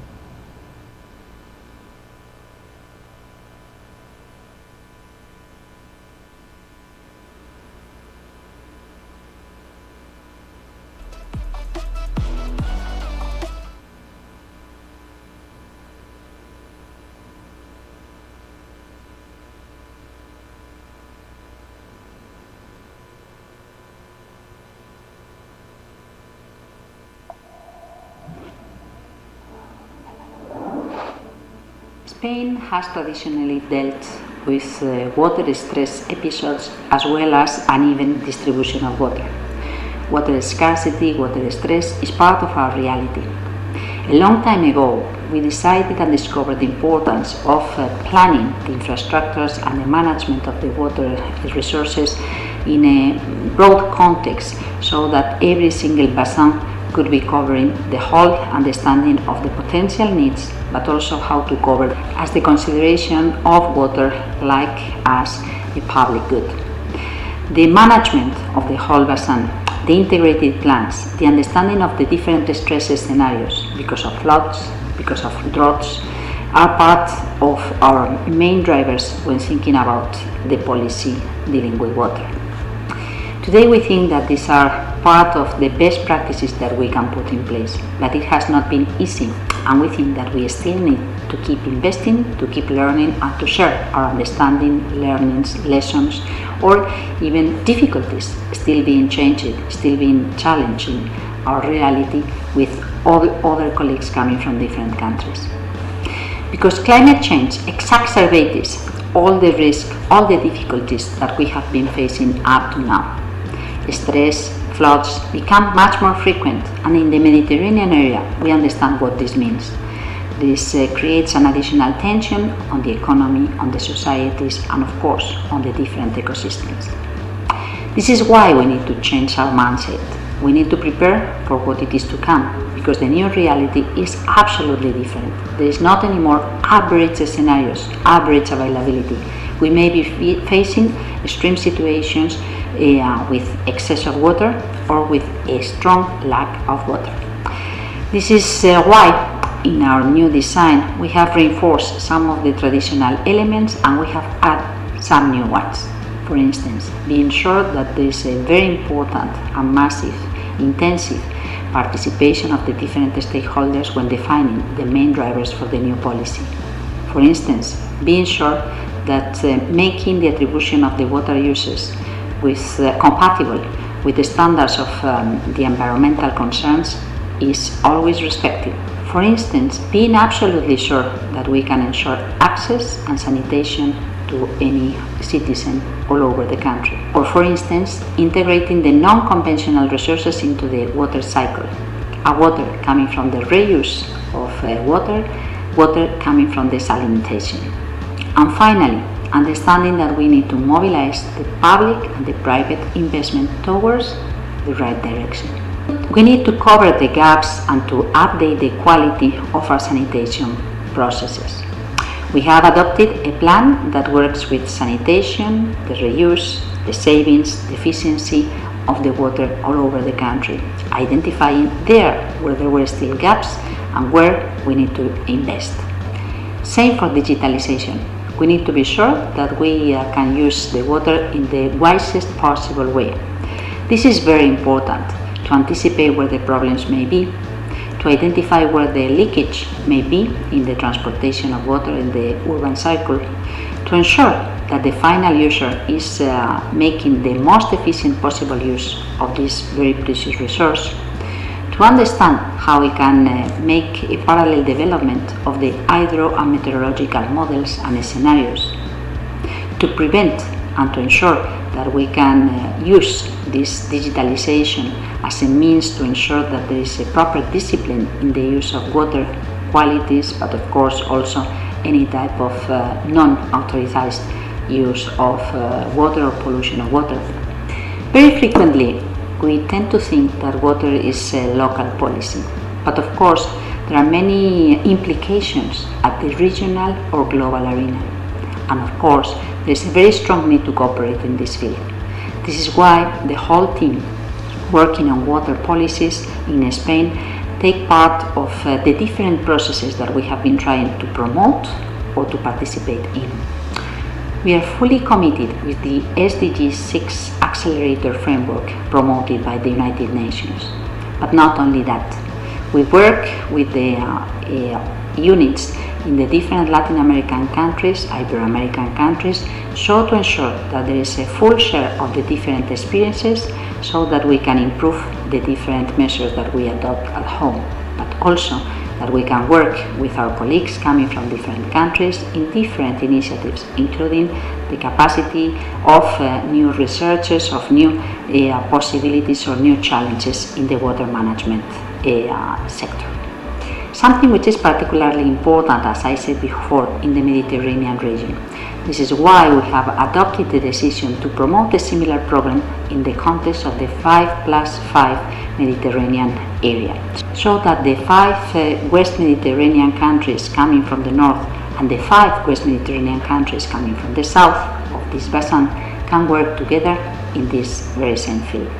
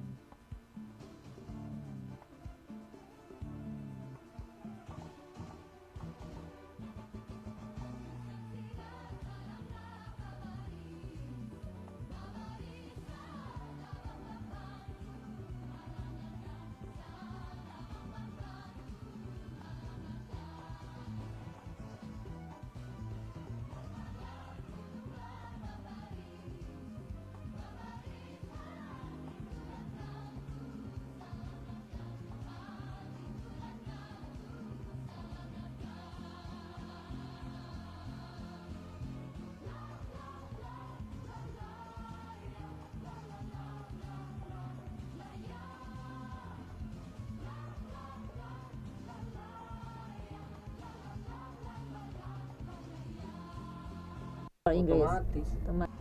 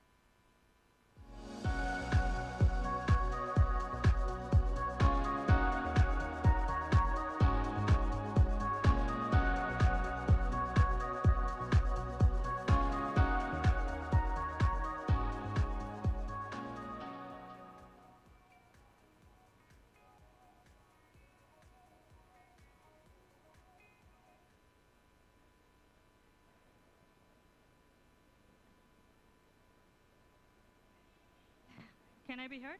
Is it clear? Thank you. All right.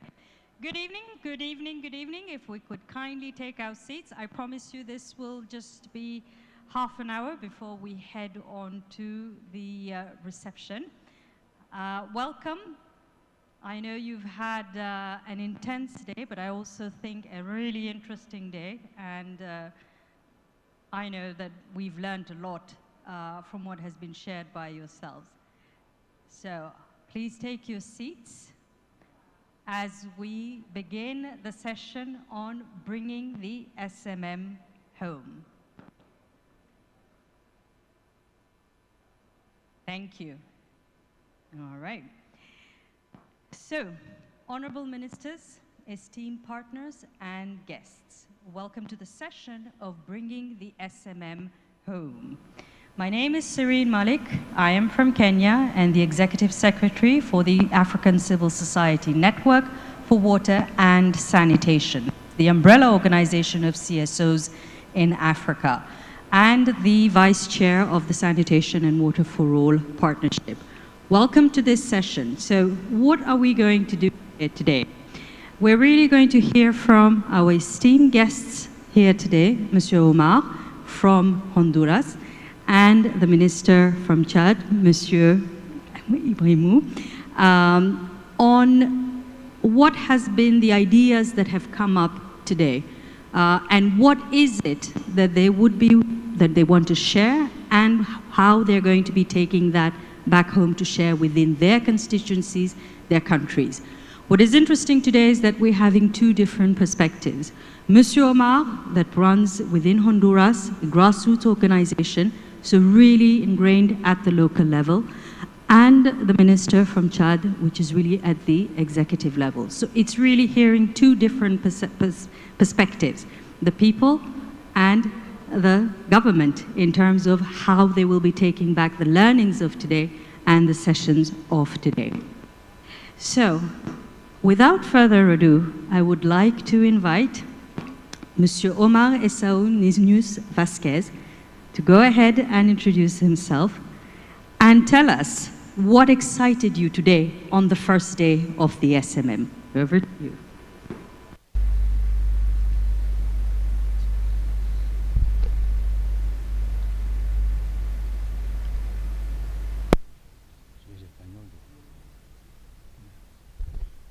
Okay. Well, thank you very much to give me the opportunity to participate. I am the focal point of the platform in Honduras of SWA, of the civil society. I work in the association, the partnership in Honduras on the water system. We are a partnership founded by small communities in the rural area that is dispersed in Honduras. When our organization was established, the water it was taken from the well. Nobody pays anything for the services, but the idea came into being to use a better way to use the local resources and help that the manual pump that is being constructed can be used in a much more time by be able to produce the spare parts, and at the end we finally start producing the pump.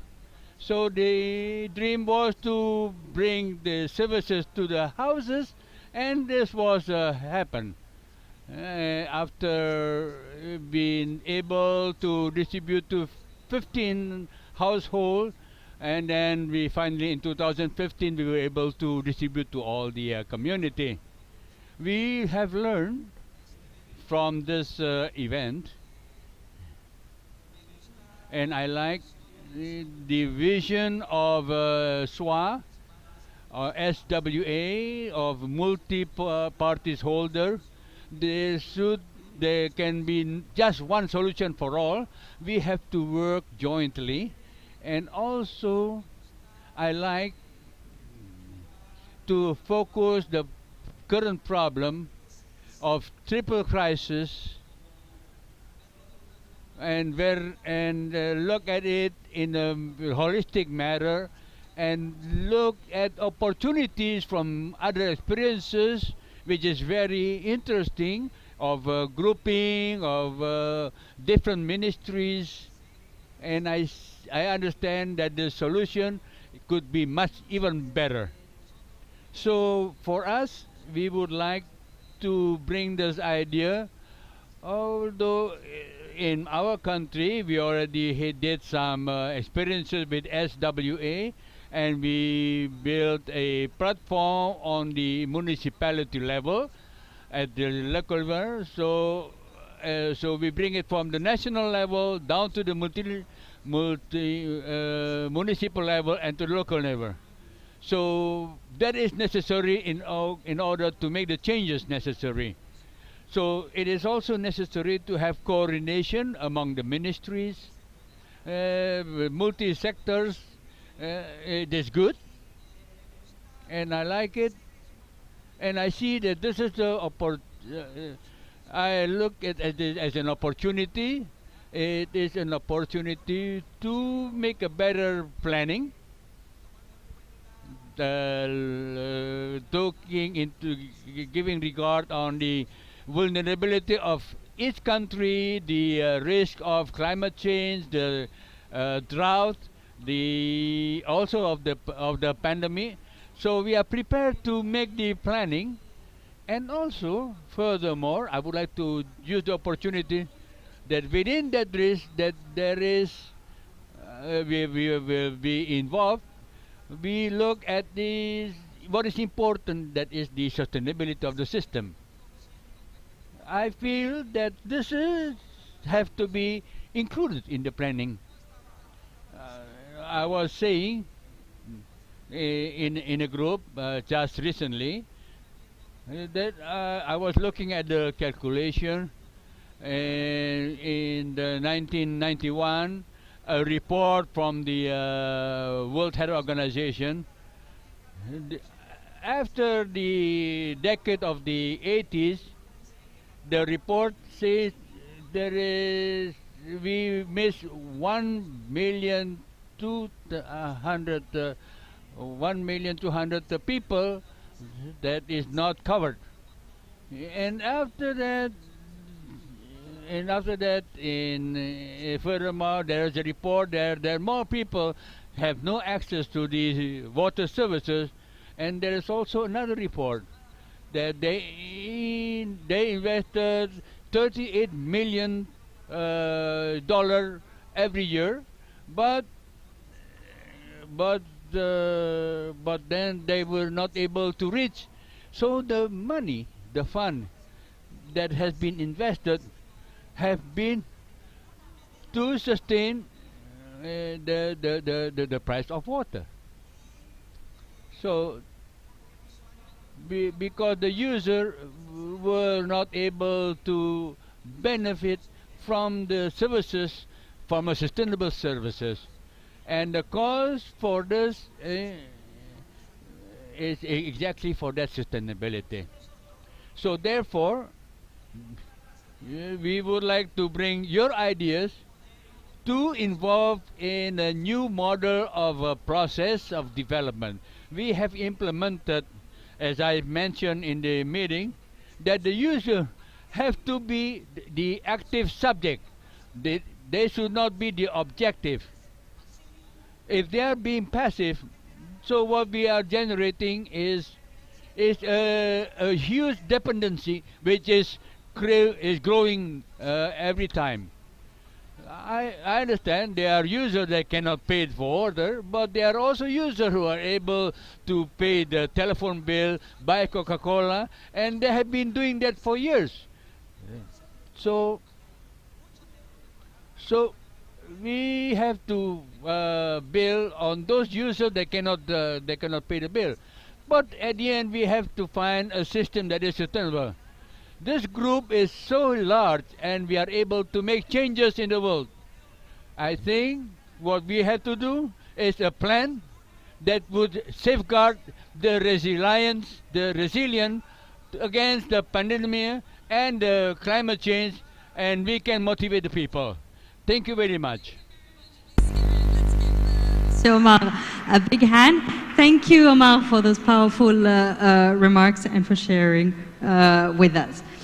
We have apologies from the second speaker, the Honorable Desmond Tan, of Singapore, who could not make it with us. But I would like now to invite His Excellency Monsieur Aliou Abdoulaye Ibrahim, Minister for Urban and Rural Water in Chad. Alors, Votre Excellence, qu'est-ce qui vous a...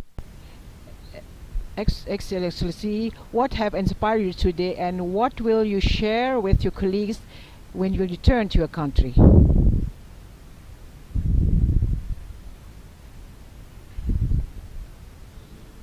Thank you, the moderator.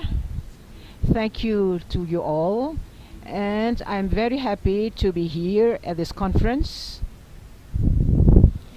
to share experiences, and in particular concerning the first day of exchange of experience that we had, and we have learned a lot of things, and I cannot tell them all, say them all, but I will mention actions that we have done in regards to climate, which is very important for a country like our country, the Chad. So we have elaborated a lot of global actions concerning climate change, and usually we have at the national level, in which a lot of options have been proposed to us.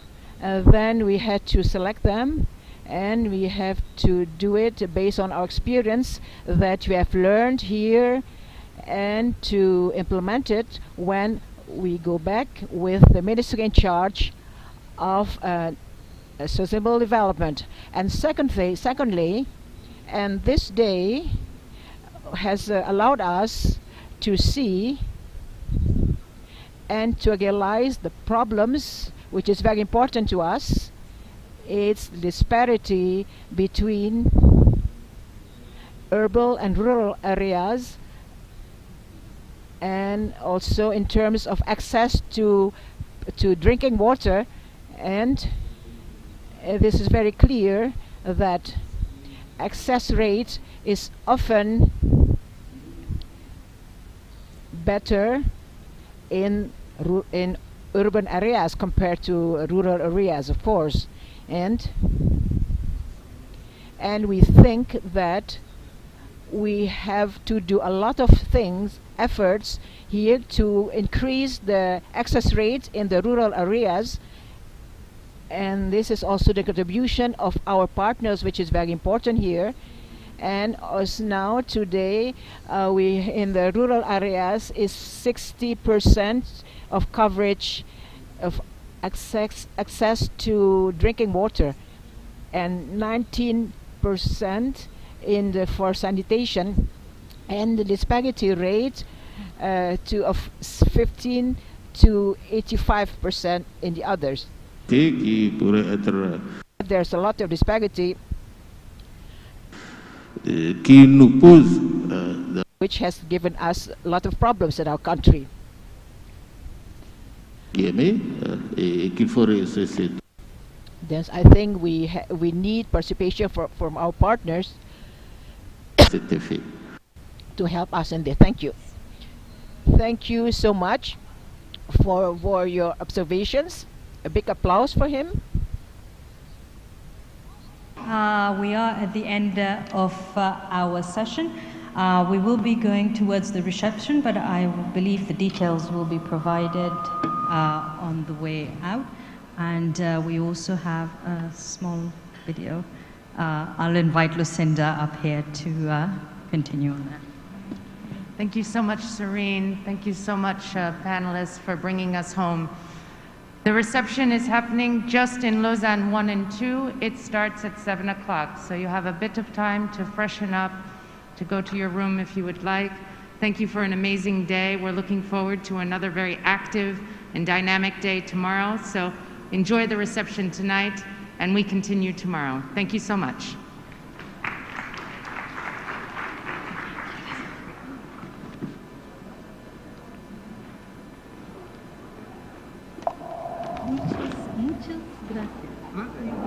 Very much. Merci beaucoup. Excellencies, dear colleagues and friends, access to safe water, sanitation and hygiene services is a basic requirement for human health. WASH is the first line of defense against COVID-19 and many other diseases such as diarrhea, cholera, typhoid, influenza and antimicrobial resistance. Underinvestment in water, sanitation and hygiene has left 2 billion people without safe drinking water, 3.6 billion without safe sanitation, and 2.3 billion without basic hand washing. And climate change will only make things worse. As ministries of health look to rebuild from the devastation of the COVID-19 pandemic, WASH services must be a priority, particularly in health facilities. Globally, 1 in 4 health facilities still lack access to basic water services, putting patients and health workers at constant risk. With sustainable public investment, responsible management, and accountable governance, we can make safe water, sanitation and hygiene a reality around the world. This no-regrets investment will help to save more than 1 million lives, contribute to human rights and gender equality, and bring substantial economic returns. It's essential that we work together across borders and sectors with transparency and accountability. I'm grateful to the Sanitation and Water for All Partnership and UNICEF for convening this meeting, and the government of Indonesia for hosting it. I wish you a productive discussion. I thank you.